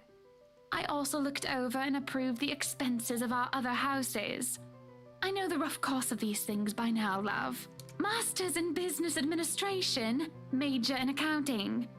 Sometimes I think you forget that I'm not as dumb as I act. That catches my attention more than anything.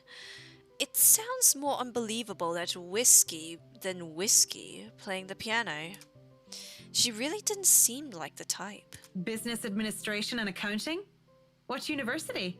Luxborn U, of course. Go Lux Dragons, red and gold. Excuse me, how about we move on this chit-chat ahead and do whatever else needs to be done sometime today? I had to cancel my appointments for this, you know. Oh, are you going off? Okay. Bye, Smile. Bye-bye. Thank you for stopping by. We might as well do a proper inspection with the designer this time, just to get it out of the way. Yes, no time like the present. You want a thorough inspection? Might as well do it now. We actually took another look at the property yesterday, though it was brief. But I'm sure you would want to see it yourself, to spot anything we might have missed. It's not like I have much of a choice, do I? Ugh. The mansion's arrangements were discussed over breakfast. During the meeting, the Wright couple had an argument about the mansion's arrangement. In the end, they decided a visit will settle it. Riding to the Ermengarde mansion within their rice is an awkward affair. Not only am I worried about scuffing the expensive leather seats, but I'm also worried about getting in the middle of another couple's spat. With the tension thick in the air, I can feel them starting at each other any time. Nobody is saying anything up until Mr. Wright tells his valet to turn the damn radio off. And for a moment, I think he might start. But instead, he just stays quiet, and so do the rest of us. In the end, the sufferable silence stays. I've never been so glad to see a house. Stepping out of the car and up to the mansion meant the end of an uncomfortable ride, and I can finally take a deep breath of fresh air. The beauty of the place never fails to make my gaze in wonder every time I see it as well. Mrs. Wright moves towards the front door, keys in hand, and I can already hear Mr. Wright plotting. Alright, Hans, we're going to go in, but I want you to look around the place. Familiarize yourself with it. Know every nook and cranny, every inch of the lot. Go and see where we can put that vineyard and the other things we talked about. We'll want to know where to station security as well, so go around the perimeter and figure it out. Scout the property and circle the perimeter on foot. You do know this is 46 acres of land, sir? Well, you are not driving a car over the grass. Put those long, spidery legs of yours to good use. I didn't hire you to stand around and look intimidating. Oh, I hate this man. Go, mush. Someday I'd like to ask how Johans can even stand and tolerate the man. I would love to know. Why doesn't he just quit? Certainly the pay can't be that good. Even if I'm a bit put off by our mutual employer, and the only thing that keeps me from bailing is the fact that we've already signed a contract. At least I'll be working with them during the duration of the project. He works with them every day. Sometimes I think you hired me to make me suffer for your amusement. Someday I'd ask. I feel a bit bad for him. If it's any consolation, he'll be away from Mr. Wright for a little while. We're able to enter the mansion after a bit of standing out there in the sun. It's wretched. This wretched, strange sunlight is far too alien and rare. There had been a bit of a problem with the missus not knowing which key it was which. The first item of the agenda would be the grand staircase. It seems sturdy during the open house, but closer inspection might say otherwise. There are no obvious marks of damage nor wear and tear, probably retethered during the renovations. Peeking under the grand carpet, the wood is properly installed with the bark placed down to prevent cupping. The carpet itself could use a vacuum though. Structural conditions, from what I can see without actual dismantling, actually dismantling the thing, looks to be in good shape. And the handrails and support posts are firm. The work on it should be commended. I can't look much more into the rest of the foyer. However, because Mr. Wright starts to hurry us into checking the dining hall. So, what do you think? Certainly we can't turn this area into a garage. It's Jacobean architecture. I'd say these would be pilasters and not buttresses, but you never really know. They really liked mixing up these elements. You could say it was pretty avant-garde at the time. We might hit a support beam if we're not careful. And in layman's terms? From what I see here, we could risk great damage to the house if we try to turn the dining hall into a garage. The man didn't look too pleased at that. There's a look of disappointment before he sighs and looks around the place with an air of defeat. When he moves to speak, I dread another unreasonable demand. Again. This will stay a dining hall then. But if I may have another request instead, at least spruce the place up with some flowers, some plants or something. It feels so old and dead in here. That's hardly unreasonable. Daffodils are a must, I presume. The look that passes between the two of them. There is a genuine look of fondness there. This is the first time I've seen such an exchange between the two of them. If anyone were to see them like this, there is little doubt that they'd love each other. Of course. And I want a garden full of them. Why did the mic change again? Now, if you excuse me, I'd like to look at the rest of the house. I'll just be around here downstairs, if anybody needs me. That leaves Mrs. Wright and I. He's quite fond of them, you know. I can imagine. He looked terribly upset when we told him he can't have his garage. I meant the daffodils. We always have a vase full of them in every house we own. Somewhere, I'd like to think. They may be about his mother. He never talks about her. I don't even know her name. He likes to flatter, claim that they remind him of me, but he's always loved the flowers, even before we married. Much like the piano, I didn't think him for a person who'd liked flowers. Daffodils, for least of all. What next? Am I going to find out that Mr. Wright saves kittens from burning buildings? I'll go and snoop about upstairs. You go and do whatever it is that you have to do. When she goes without even asking if I need her here, I'm left standing to stare at the walls. Really, I don't need to do a thorough inspection of the building itself. It isn't really part of an interior designer's job.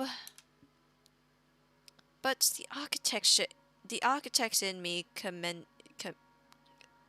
is committed to doing this task with every project. If I'm going to make a living space that have both form and function, I might as well make sure that the entirety of it is safe for my clients. Since I'm already here, I roam around the dining hall and check things off my punch list, if you will. But when it's time to move on, I hesitate. Mr. Wright said he would be somewhere around here in the ground floor, and I really don't want to be alone with whiskey. I have to look through the place eventually. Sure. But on the other hand, I can do it later when he's gone. I can go upstairs first if I want to. Which floor should I go first?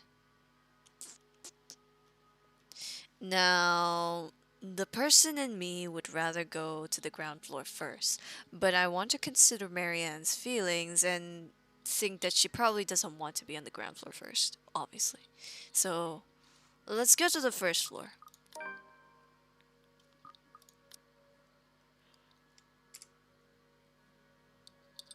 I've already seen enough on this floor during the open house. Of course, I know that that is just a convenient excuse. I just don't want to be in the same room as Whiskey anytime soon. So I might as well just go upstairs first. The banister on the grand staircase landing are solid and at the proper height. Any lower and there would be trouble. There's a small catch on the carpet, though, but as long as nobody tries to run down the stairs until it gets fixed, things should be alright. And the stained glass. Art. Restored, no doubt in the image of the last Lady and Lord of Ermengarde. Or it was supposed to be, until Lady Charlotte's fiancé was brutally murdered. By a witch. A witch, of all things, from what I've read. You'd think the historians of this place will be a lot more scrutinizing, filtering out stuff like that. I'm amazed they bothered with it, instead of replacing it with some generic cookie-cutter design. The entire place alone would cost roughly 500, even £1 million. Lady Charlotte Ermengarde and her beloved. Looking at the mosaic, it's not too far a stretch to imagine of the imagination to believe that the depicted images could be Mr. and Mrs. Wright. It can be easily assumed as such, if one doesn't know the history of the mansion. Really, a place like this should be protected by the government as a landmark. But what can I do about it? Walking in the east wing, I try to go to the theatre, but is met with an obstacle. The obstacle that is locked doors. Two, and both of them are locked. I'd be frustrated, would be, if I already hadn't snuck off while the Wrights were having their little business meeting with Miss Cooper before to take a peek. With what Mr. Wright wanted, we have to install a powerful projector, the type they use in cinemas, and a projection screen. The seats would have to be reupholstered if they're to be any comfortable, and the walls will have to be covered with dark material, paint, wallpaper, and install wall-to-wall carpet. Really, of all the rooms I could be jealous of, It's this one. I could just picture myself in there, watching old kung fu flicks on the weekend-long marathon. It makes me wonder what kind of movies Mrs. Wright were like. Rom-coms, maybe? Perhaps? Her husband, on the other hand, I'd rather not think about it. In the middle of my notion and planning, excuse me, I don't even realize that I'm not alone until I'm caught standing in front of a locked door like a fool. Were you meaning to go in there? I'm afraid we won't be able to open it up today. Oh well, I wanted to, but it's fine. I can still survey the rest of the place. Apologies, but a key was missing when they were handed over. They told us that they'd get right back to us with it. What? But aren't they supposed to hand over all the keys once property changes hands? That can be grounds to file a complaint. They were already kind enough to let us move in so early. There's no need to raise a fuss about it. Worst comes to worst, we can call for a locksmith. The air is heavy and somber when she grows quiet and glances out the window, out towards the vast expanses that surround what would be their house, their home. Then she looks back at me with a sigh and a bitter smile. Flowers. Yellow flowers. Daffodils, dandelions, and sunflowers and the sort all up front. Just a whole garden of them. They'll make the house look lovely, won't they? Of course. A garden is a wonderful addition to any home. As I say this, her eyes roam over me, scrutinizing and thoughtful. I have to hold back the shiver that threatens to run down my spine at being inspected so closely. Yes, it must be nice. We're still talking about the gardens, yes? I mean not having to worry about what another person thinks of you. What do you mean by that? She lifts her hands and points at her wedding ring before it falls listlessly to her side. Sometimes I wonder what would have happened if I didn't marry Luke. There'll be no fights about walk-in closets or silly helipads. I could do with this place as my heart desires until there's nothing but content. Then again, I wouldn't have bought this place if it wasn't a gift for him. I probably wouldn't even be in Luxbourne if it wasn't for him. Maybe I would have moved to London, Manchester, or Birmingham. I might have even left the country altogether. France, Germany, Spain, Canada, Sweden, even America. The possibilities would have been endless. I don't know what to say to that. What is there to say? I'm sorry, I must sound so petty and ungrateful. I do love him. So very much, even if he can be a bit difficult at times. Oh no, not at all. I'm just confused why you're telling me this, of all people. Just a whim, I think. Just flights of fancy, that's all. Don't you ever think about one decision you've made in your life and wonder how much would change if you chose to do things differently? I try not to dwell on the past, ma'am. The key word is try, of course. Thinking of the past brings up too many ghosts. Memories of her. And I do wonder what would change if I just said yes when she asked for me. Maybe she'd still be with me. I return to the present. Just like I said, I try not to dwell on the past. Thanks for the lurk, Emerald.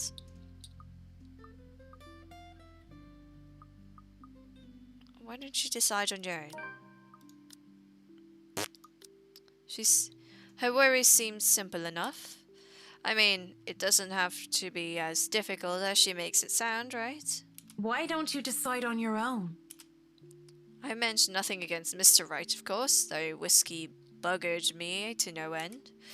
By law, she would be the owner of the house. Well, unless they signed a joint property ownership anyway, which is a rare thing, as far as I know, especially among these high-born types. Sure, they could actually love their spouse.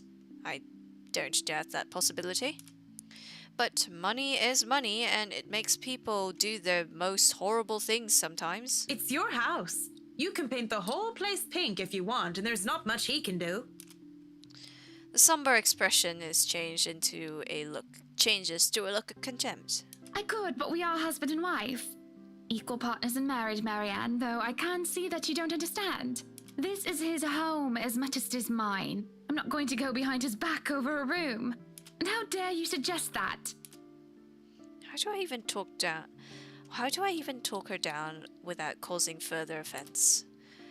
It's in my attempts to shake off my own drama that I end up tripping right into theirs. Because really, I have no business meddling in the affairs of my client unless it involved interior design or architecture. Yet here I am, opening my mouth and yapping. I do hate to see a good woman down. That's not what I meant by it. I just mean that maybe you don't have to get the approval of your husband all the time. Or, well, okay, fine. I know nothing about married life, Mrs. Wright. You're right about that. But I still think you're allowed your indulgences every now and then. Of course, my form of indulgence meant buying old Stage 78 RPM country records. Records which I don't even dare to use on my gramophone. For her, it could very well be buying an entire house. Buying entire houses. That's just my take on it. A perfect relationship is as rare as hen's teeth. You got what you got. I mean, you're doing well enough without my advice. Sure, look it. That looks to pleasant her somewhat. She looks away and starts to favor the view outside once more, with a faraway look in her eyes. Feel free to look around the rest of the house. Everything but the theatre should be open. Just call if there's need of me. Of course, Mrs. Wright. I really shouldn't have opened my big mouth in the first place. This sort of thing only gets me in trouble. Keep it clean, keep it simple, and stick to business. That's it. Be professional. But I fail to do that just because of a pretty face. When she turns to leave, she glances back at me before disappearing into the foyer. I look out the window from where she was standing, and I move on, alone with nothing but my thoughts and her. Finally, some peace and quiet. Thought the old biddy would never leave. It's utter madness. This hearing things. I reckon it's the stress, though I don't know what exactly I'm stressed about. If meeting Mrs. Wright has really thrown me for a loop, I'd be worried.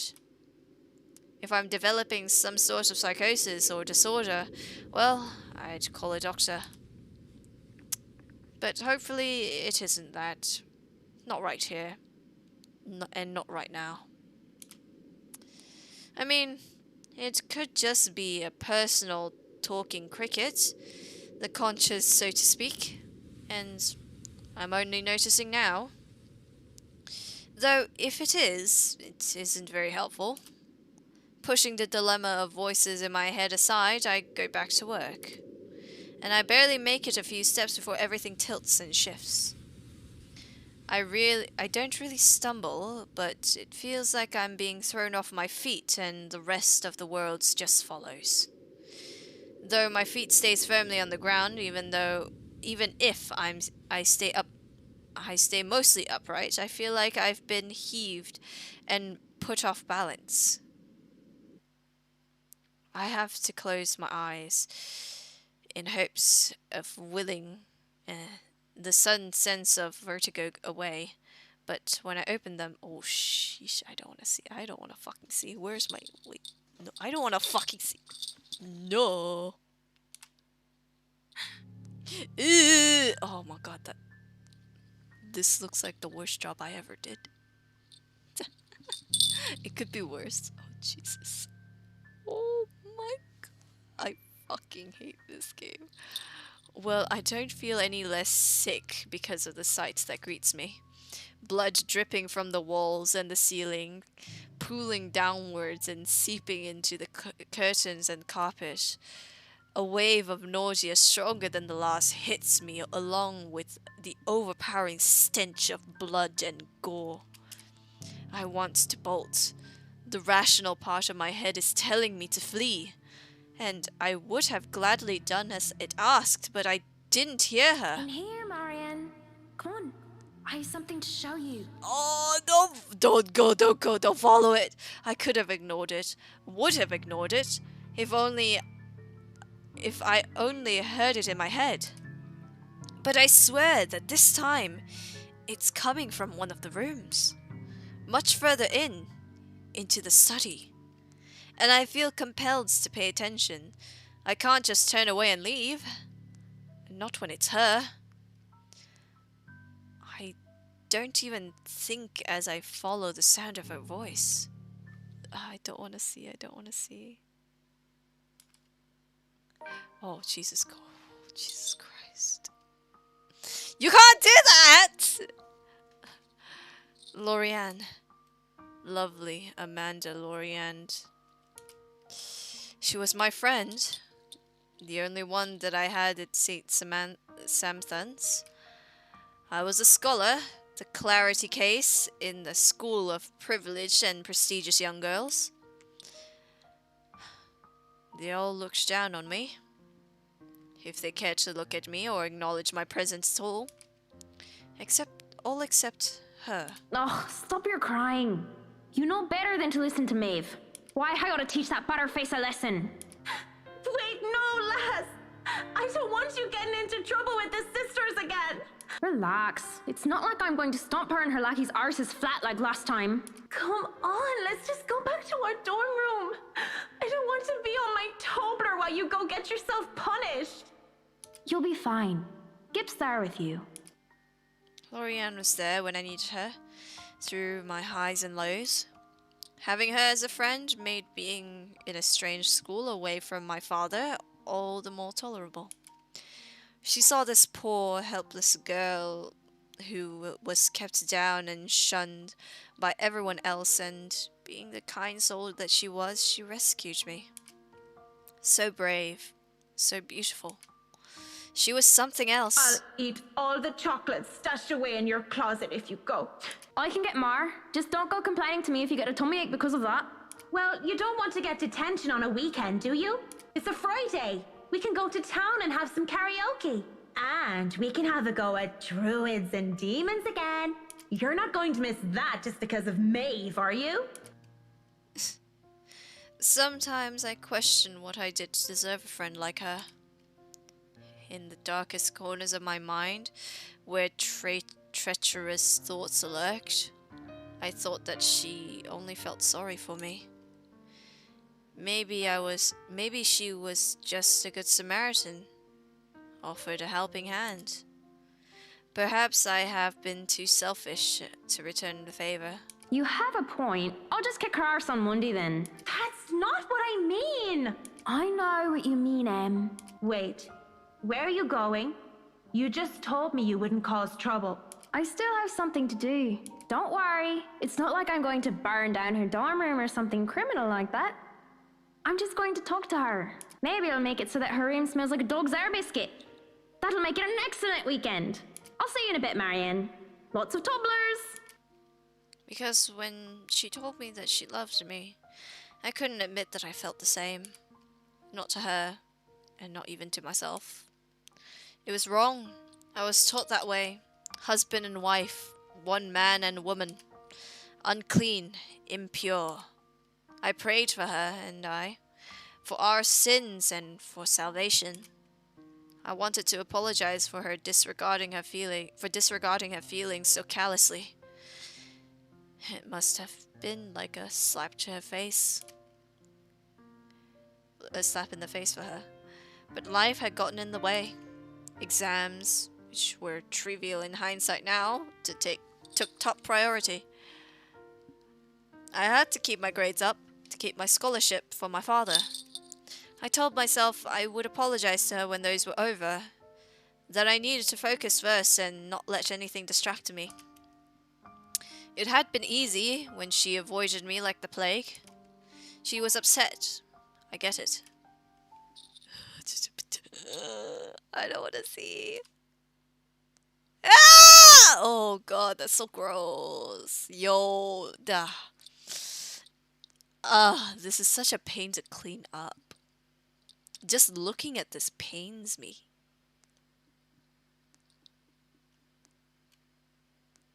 Just looking at this pains me. Yo, I would never leave a room in this kind of state when I do my job. Like, hello? This is too disgusting. I thought I had time to make things right, but At 7 in the morning, students found a 5th year dead. Assumed to have fallen from her dormitory window. they told us it was an accident. That was the official statement. But I knew better. She was dead because of me. Maeve had a hook and I kicked the bucket, didn't she? Ding dong, the witch is dead! She had. Though she didn't say which, Lorianne. But at least Maeve had the courage to admit how she felt about me. I don't even know how long I've been stuck here in a trance. In the mirror, Lorianne smiles at me. She's as beautiful as I remember her. But then...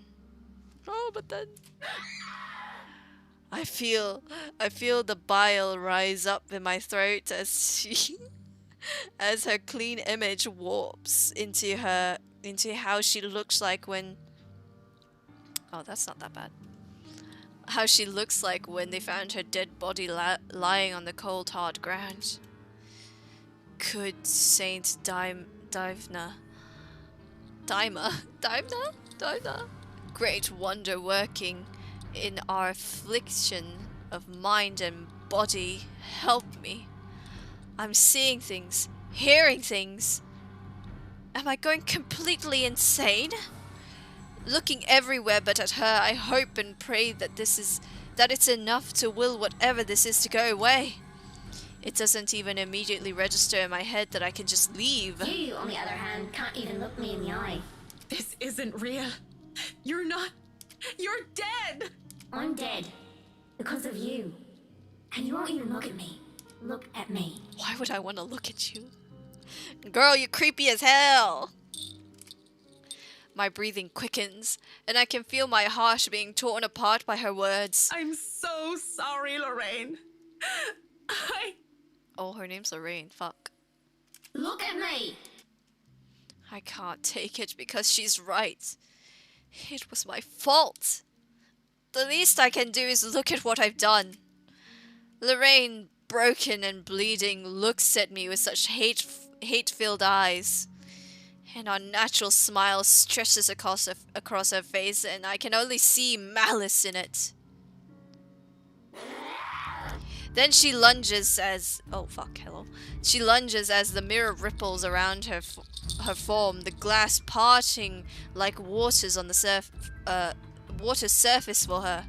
She grips my shoulders, and I can feel her nails dig deep, sharp, even through the fabric of my clothes. There you are. Oh, Why won't you love me?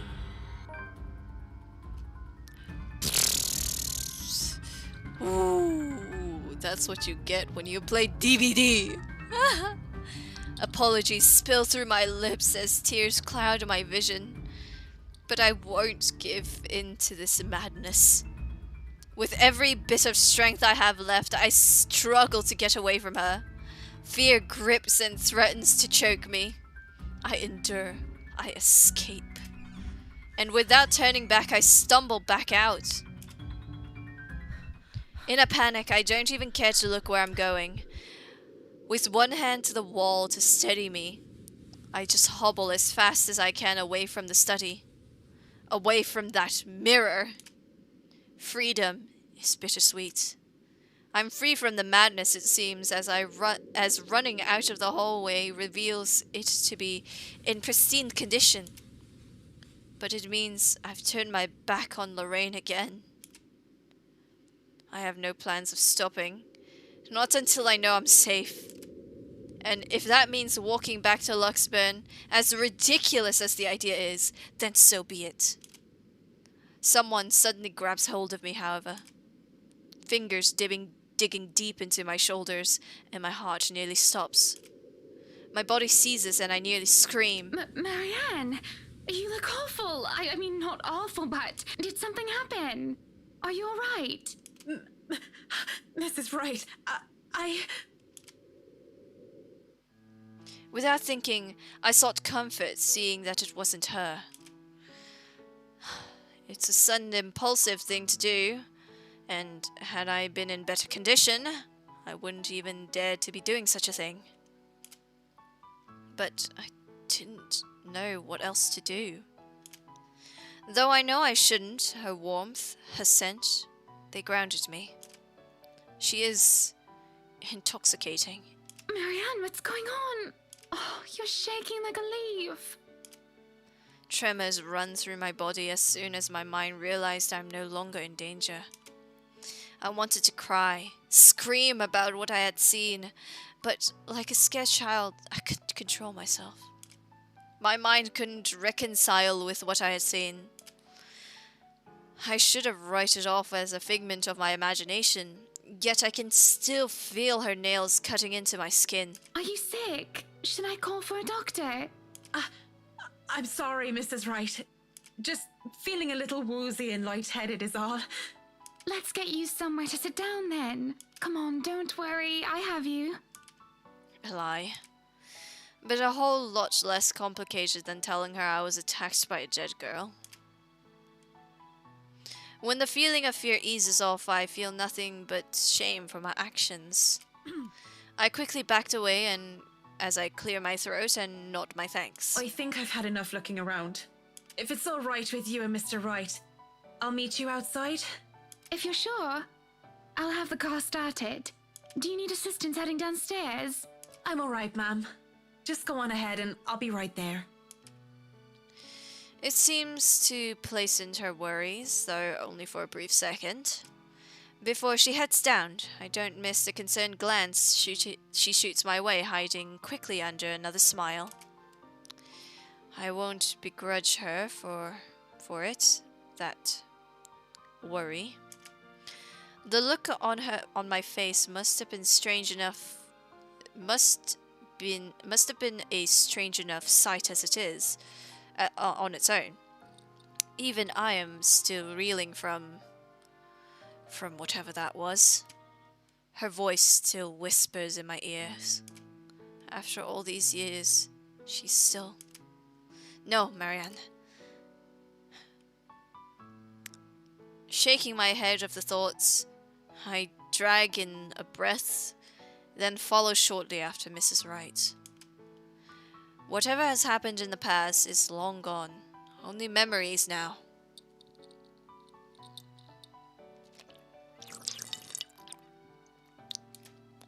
And those are things I can no longer bring back. It's already dark when we make our way out the mansion. With no light, we are only illuminated by the headlamps of the Wright's car and the stars up above us. The sight of them helps me compose myself much more than several minutes of being alone did. The car's engine is running, yet the two still stand out on the lawn. Mrs. Wright is busy, eyes up to the stars, and Mr. Wright, arms crossed, has his eyes down on the ground.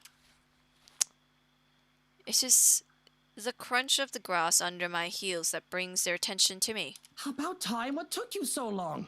A minute longer and I'd think the house swallowed you all up. Oh, hush, dear. I'm sure she has her reasons. Marianne doesn't seem the sort to idle. Sorry, I was just checking on something important. See, business is business and they take time, love. You should know that better than anyone. So, Marianne, what do you think? Are you the woman for the job? I know we already signed papers hiring you, but I want to be 100% sure that you are committed. I glanced back towards the mansion, knowing what I'd seen there, or rather who I thought I saw there, because there's no way. There's just no way. Not to mention how I acted towards Mrs. Wright, for goodness sake.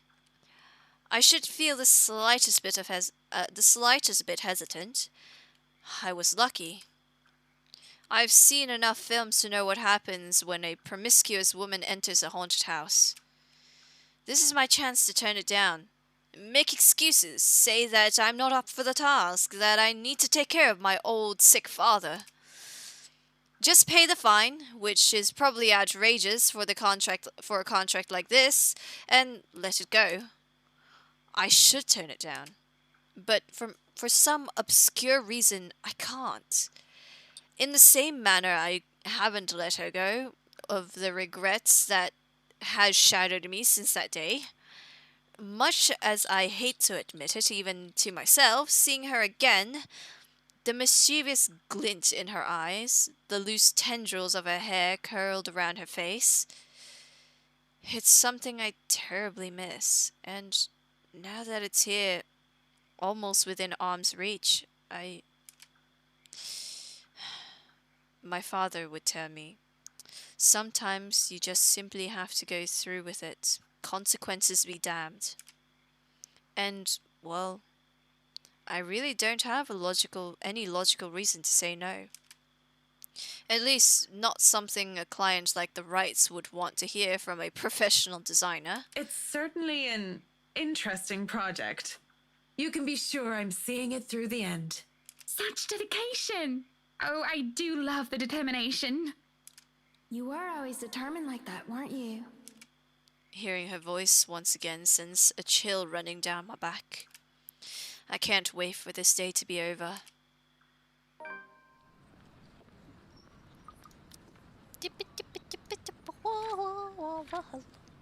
Marianne examined the first floor upon arrival at the mansion. After a small talk with Hannah Wright, Marianne headed for the study. There she saw a ghost from her past reflected in the mirror. Despite that, she gave her word that she would see the project through the end. Reading is hard.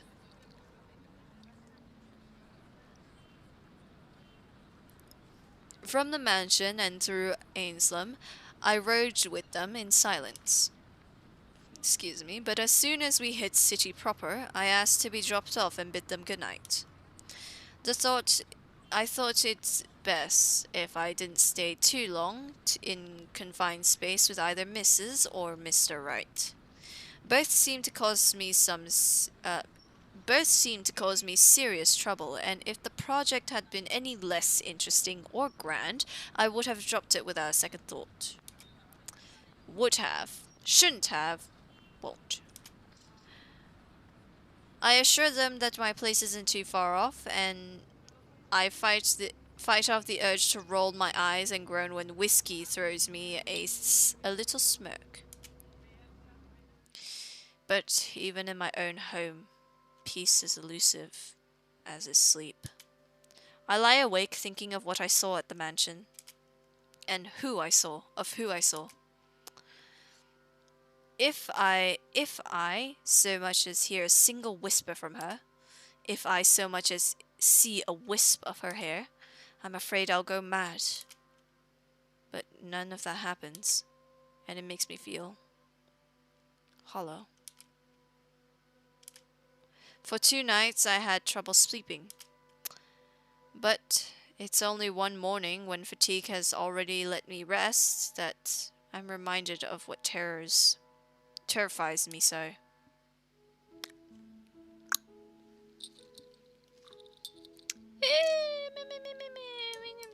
YouTube Studio, what are you doing? There you go, thank you. In my restless dream, I see that mirror. The one in the study. And in it, I see her. I see them. Lorraine and Hannah. Hannah and Lorraine. Poor pathetic Marianne. Work, work, work.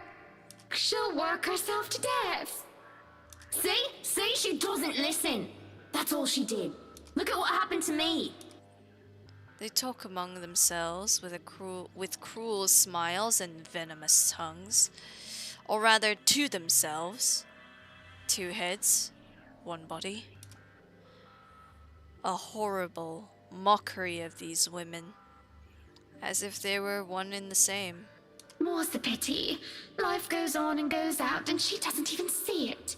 Do you think she'll even realize when she's kicked the bucket herself? When they say a person has a hard time telling what they are when they're in a dream, it was true often enough. Even when this bizarre sight, even when the oblivious implication that this isn't real, I can't help but feel distress. Likely. Is that any way to live at all? She might as well be dead. Cruel fate that she's alive and I'm, well, Though they speak into each other's ear, tones low and hushed, I can still hear them as clear as day. Their whispers pervade the air, heavy and oppressive. They bury and dig into my head like tiny maggots, worming their way into my skull. It is only then that they take notice of my presence. Eyes turn towards me and I can only feel small under their scrutiny. Caricature smiles etched on their faces, mimicking each other grotesquely. Oh, Marianne! How long have you been standing there, dearie? come join us, Marianne. We won't bite. Unless you ask, that is. Have you been looking at us? Spying? How scandalous. Such a naughty girl. I'm sure you were just waiting for something lewd to happen, weren't you? You know she will not admit it. She thinks it wrong. You've said it so yourself. Yes. She thought me wrong, impure, abnormal, because I loved her. My breath hitched and I opened my mouth to protest, but they stopped me, screeching. The mirror that holds them cracks, lines spidering across its surface. Do not lie.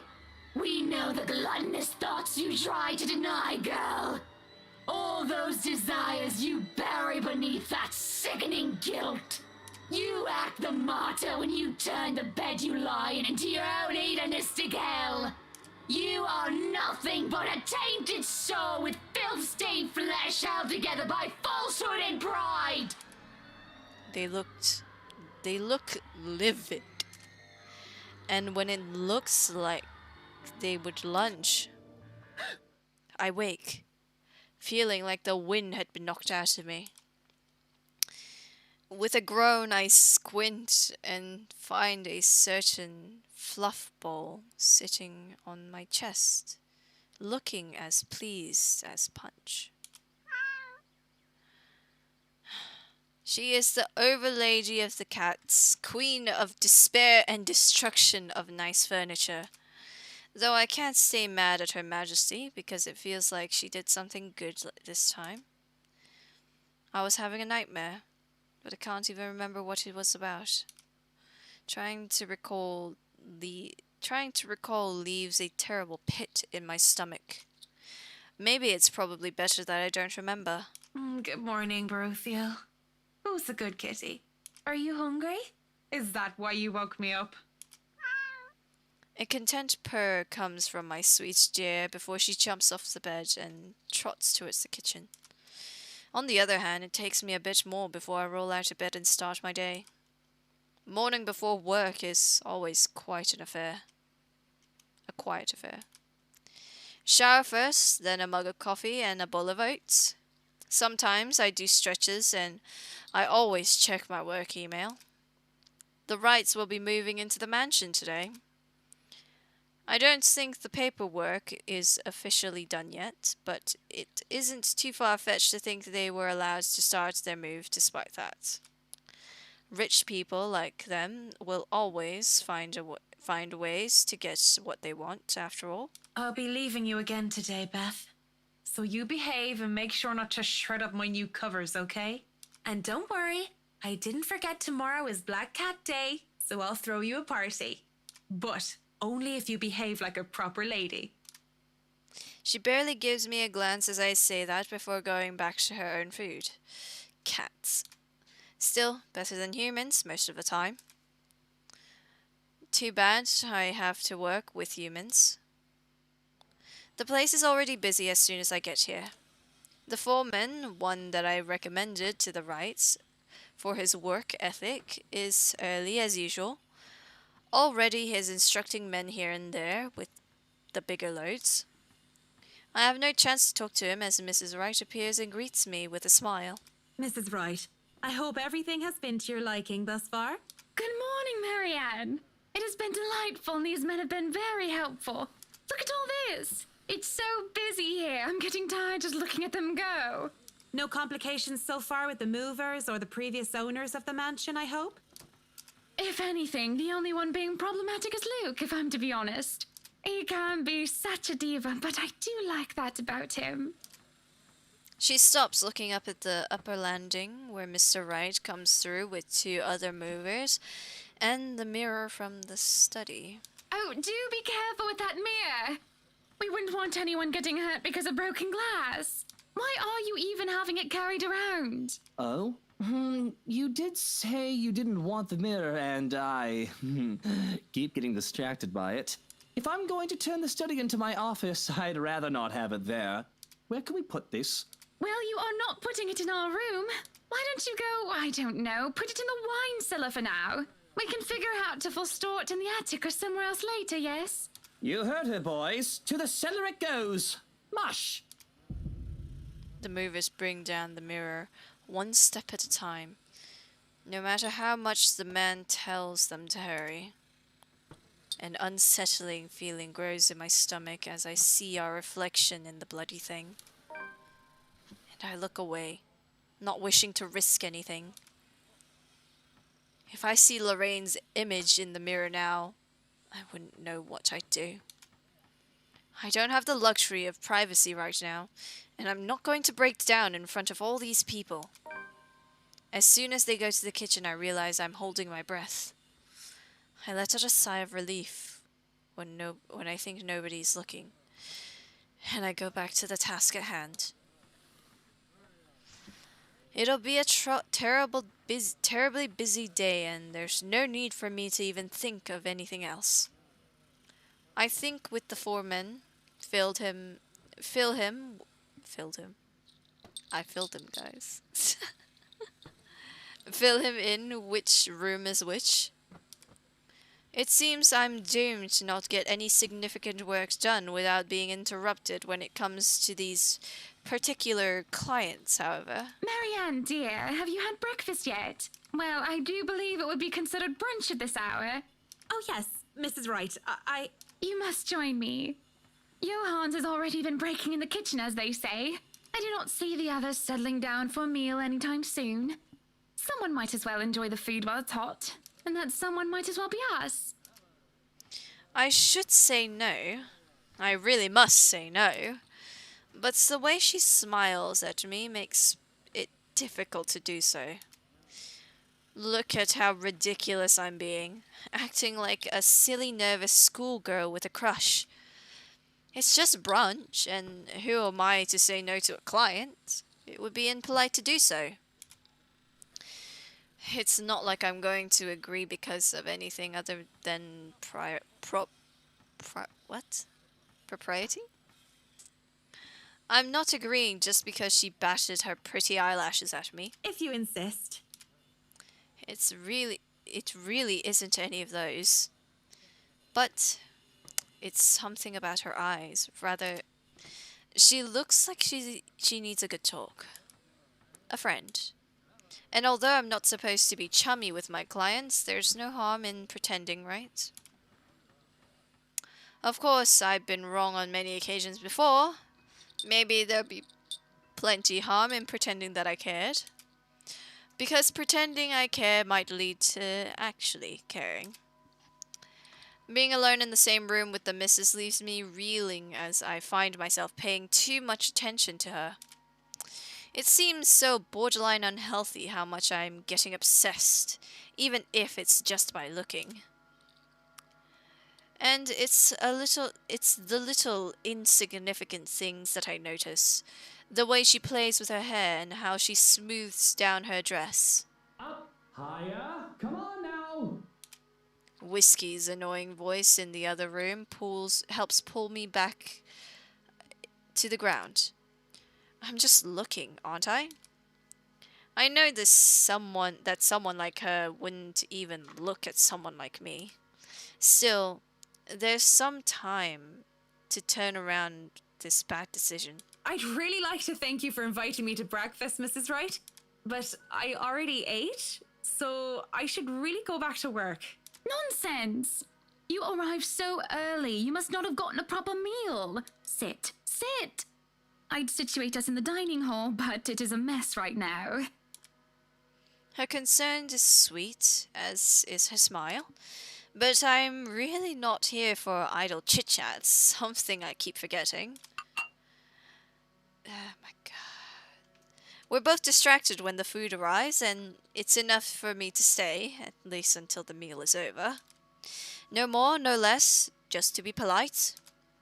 Thankfully, the conversation steers into a topic I'm comfortable with. Work. This goes on for a bit, and I can't be more relieved. Most people don't understand calling me a workaholic, but I choose to work in a field I'm enthusiastic about. So, what if my career is also my hobby? But no, really, how have you liked it so far? Oh, it has been wonderful, believe me. Everything is going smoothly too. It has been a long time since I've worked on something on this grand a scale. Nowadays, everyone is about condos and flats, living in the city where every room is an identical box. Believe me, this is very refreshing. We lived in a condo before this, Marianne. I didn't mean any insult. It's fine, sweetie. Look at you, all frazzled. I was just pulling your leg. Luke wanted that penthouse when we got married, and you can thank him for purchasing this place as well. Wait, doesn't she own the house? I'm pretty sure... I have no business with it, though. It's theirs to hash out. But apparently the momentary confusion had been visible on my face. Don't be fooled. I'm just the treasury. I wouldn't be able to make a purchase this grand without his seal of approval. I see. That's it.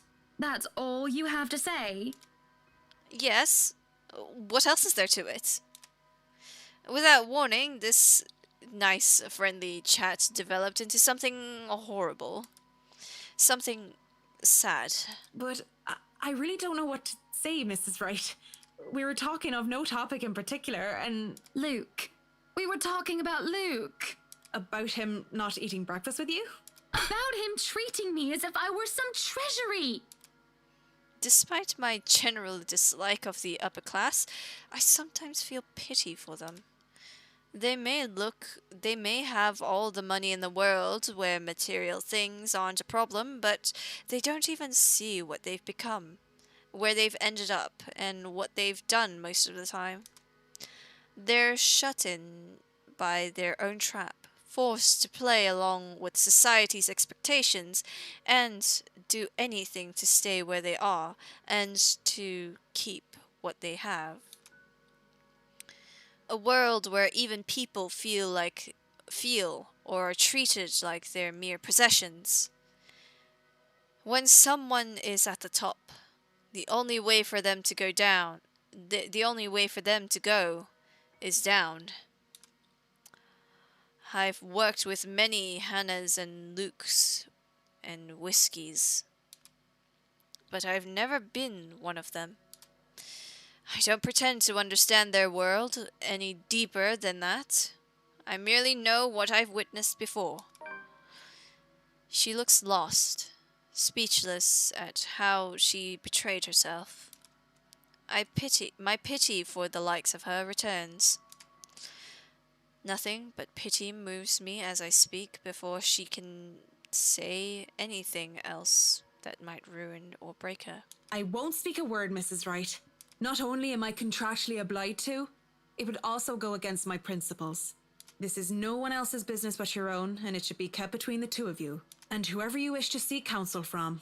Please, Marianne. You have to understand.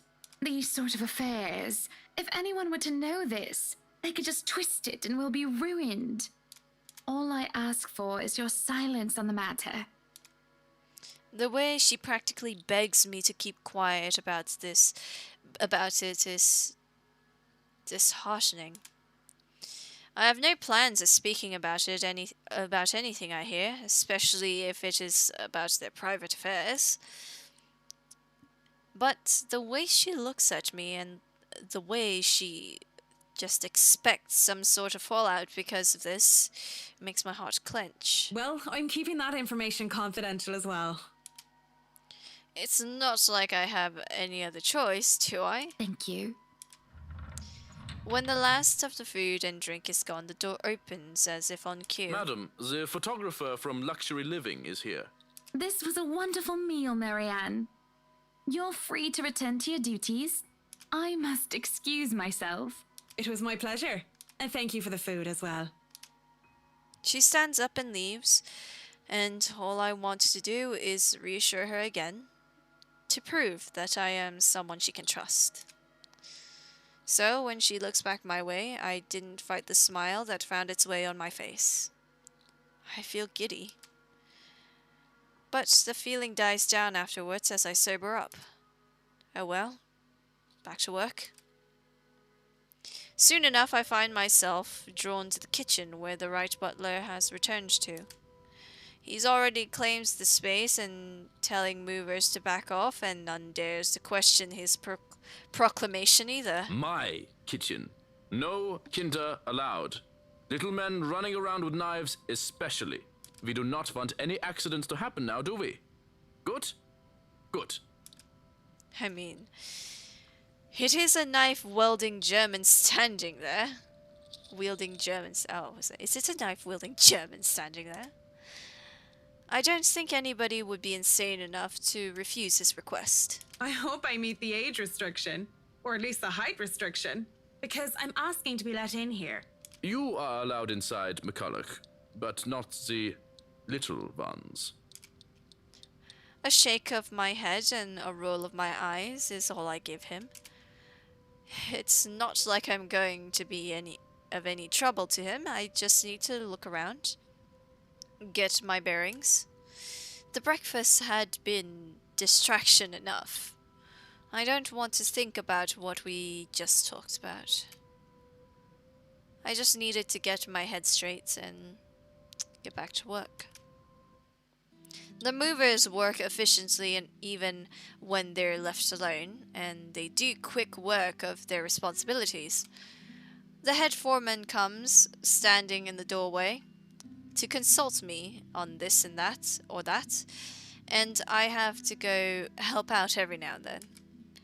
But they pretty much have everything up to standards. They skip lunch entirely, not even realizing that when they do so. Nonetheless, all is well as the butler gets to heating up the leftovers. The leftover bubble and squeak from breakfast, and makes a generous batch of fish and chips for them. Most likely simple in comparison to what he served the Wrights, when well done nonetheless, but well done nonetheless. That smells good. Want to wrap up some for me to go? It's an idle observation more than anything. My thoughts as they are preoccupy me. If there are any left, one can't go wrong with fish and chips. Everyone loves them. Even my husband. And he's American. Oh yeah, I forgot that Johans is fucking gay. I really do hate getting up close and personal with my clients. It's a distraction. It is obvious to me that I've gotten my priorities all wrong when I can't help but think about what I heard, what I learned about the right couple. These things have a way of creeping up on a person. Thoughts, ideas, whether they are fact or fiction. They creep up and fester and claw and writhe in a way that twists. I hear giggling, delighted and mocking. They creep up, and the sensation of fingers ghosting briefly on my arms caused me to freeze and hiss. Don't!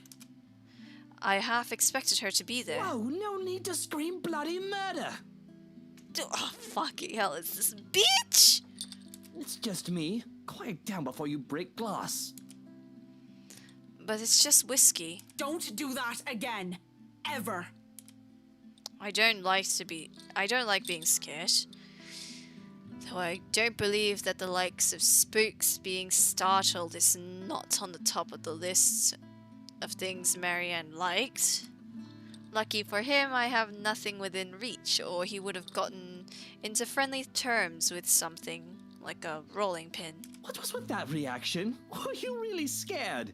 Has Johan's been telling you ghost stories? He just loves to scare people. Isn't that right, Brother Gurium? The butler's expression is unreadable. I hardly see any emotion on his face to begin with since I started working with the Wrights, aside from vague amusement. There must have been something there, though, judging from Mr. Wright's own content look. The expression on Mr. Wright's face is almost cruel. But neither of them spoke, even as Johann leaves the rooms to serve the workers their late lunch. So, now that we're alone, Marianne, what are you so jumpy for? I was just thinking about all the urban legends the movers have been telling me about this place. Don't tell me you believe in that tosh. They're nothing but tales made up to scare children. Timmy, Billy, don't you dare go up to that big mansion and get in trouble there. The ghosts are going to get you. That's a boring way to look at it, but that's usually what it is anyway, no? Like I said, I was just thinking. It would be a relief, actually, if those rumors of this place being haunted is true. That just means I'm not going bonkers. Hearing, let alone seeing, a dead person isn't exactly the symptoms of a healthy mind. Sure, it means there would be such things, such as ghouls and goblins, but at least I'd be sane. On the other hand, there would actually be a dead girl walking around. If you could excuse the inane question, Mr. Wright, you haven't noticed anything weird here? A simple enough question on the surface, yet I notice the man stiffen as the question leaves my mouth. I wouldn't have noticed it if I wasn't watching his reaction intently. But his eyes, I see something dangerous. That depends on your definition of the word weird. Are we still on the topic of this place being haunted? Because no, things have not started to fly around and we have yet to require an exorcism. I don't think my head would like to do the whole 180-degree turn thing. Well, maybe that, but no strange people? Aside from my usually weird butler and all the weird men traipsing around touching my things? No, not really. Why do you ask? Have you noticed anyone strange while you were here? Because you must report it to Johans and he'll have security handle it. But these reports better not be about ghosts and things that go bump in the night. I don't want to waste manpower on the boogeyman or senseless witch hunts. I'll keep that in mind, Mr. Wright. But no, it's nothing like that. I guess the mansion is just strange for me. It's a unique project. No strange men or women lurking about then? A dead teenager would technically qualify as strange, but yeah, the whole I see dead people thing isn't going to go over well. None that I know of. But I'll inform Johans immediately if something comes up. I'm serious, Mint. You see anything, anyone suspicious, and you report it. Immediately. I think that goes without saying. The concern he have on the talk of security is quickly gone. His arrogant, smug smirk returns, if a bit subdued. Whatever smarmy remark... Smarmy? What the fuck? I think that's a misspelling. Whatever snarky remark or innuendo he has... Oh, hang on, no, I have to check now. I have to check if that's actually a word. Smarmy. It is a word. Okay, it's not a misspelling then. I just never seen this word before, holy shit. Whatever smarmy remark or innuendo he has at the ready never comes though, as voices from the dining hall ring out. So, is this a full-time job for you then? Nah, I just freelance mostly, for magazines, newspapers, and events. So you can't really call it a full-time job. It's fun and it puts food on the table, but it's not what I really want to do, at least not all the time. That would be the magazine photographer, I presume. As always, Mrs. Wright talks in such a kind and cheery fashion, no matter who she is talking with. It certainly puts people at ease around her. It sounds like it's working on the photographer too. Hearing them, though, seems to put Mr. Wright in a sour mood. At least, if his small scowl is anything to go by. Is he jealous?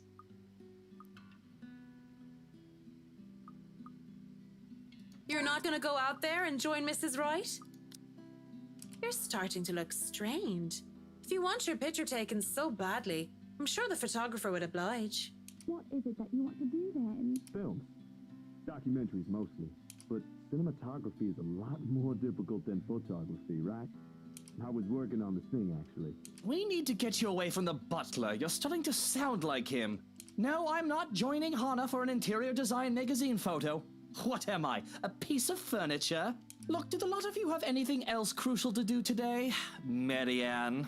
There are still some little things to do. It isn't the end of the day yet. Yes, but you're paid hourly, aren't you? Per day? Really, I don't care. You and the others can just take off for the day. Why is he dismissing us so early? Why is he dismissing us early all of a sudden? Is this all about the possible security threat? Did my question get him all wary and paranoid about what would... Excuse me. And paranoid that he would just send the workers and I away? I realize that threats are an actual concern to these rich and powerful people. I imagine whether anyone wants to or not, they get a few enemies here and there. I'm sure the foreman and his works can be trusted and are no threat. Well, at least I trust the people I'm working with. I understand if he doesn't. He doesn't know them from a can of paint. Still, won't it be safer if there are people around who can watch their backs? You're the boss. My being paid by the day aside, I won't be held responsible for any significant delay caused by your decisions. I'll try to get around that, of course, but I'll just remind you of the fact. Whatever, take forever with the house. I don't give a bloody damn. Don't you worry, you're still getting your money. Just sod off, go crawl around a pub and find yourself a good lay. Paranoid or aggravated as he might be, this conversation certainly didn't have to warrant that sort of remark. Maybe I will. And that is where we'll save for today. Woo! We had a few good scares. I don't want to talk about it. We had so many. Oh my god, I'm fucking horrified. I hate this game, but I love this game. I hate it, but I love it. Poison. Alright, so let me just give you guys some updates. So we won't be doing Minecraft tomorrow. We'll be moving Apex forward, and then we'll be moving Minecraft back. Nakami's request, of course. So that will be happening. Let me think. What else do I need to say? I don't think there's anything else. So tomorrow will be an early stream if Min gets her room and everything cleaned up, and I'll be helping out, of course. Let me see. I'll just have to move some assignments back, I suppose. So, thank you Little Thieves so much for coming to today's stream. I hope you enjoyed today's show. We're gonna hunt for somebody to raid now. And while I'm doing that, if you're not already in the Discord server, do join the Discord server. Do follow me on my socials if you're so inclined. And there is your raid message. And if you don't have the emote, there's your raid message. Hello Hitsu. Nice to see you here. Alright, let's see who's on today. I know you've been here.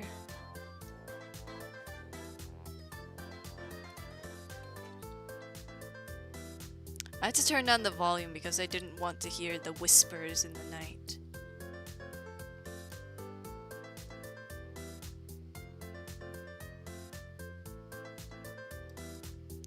Bitch, you wouldn't be holding my hand. You'd be cowering in the corner too, okay? I know you would. You scared.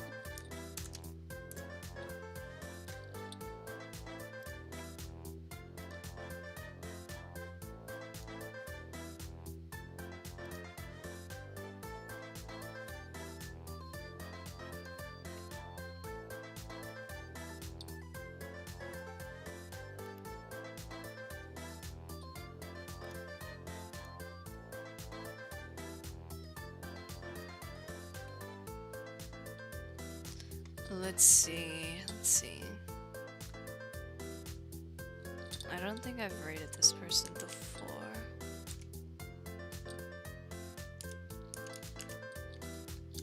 No, I have not. So we're going to be rating Pyra. I think that's how you pronounce her name. We shall rate Pyra. They're currently playing Cooking Simulator. Looks like they're making pizza.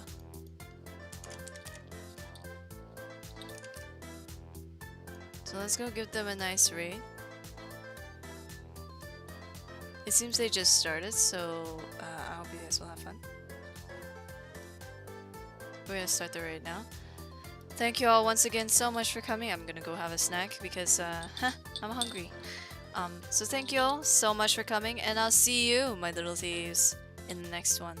Bye!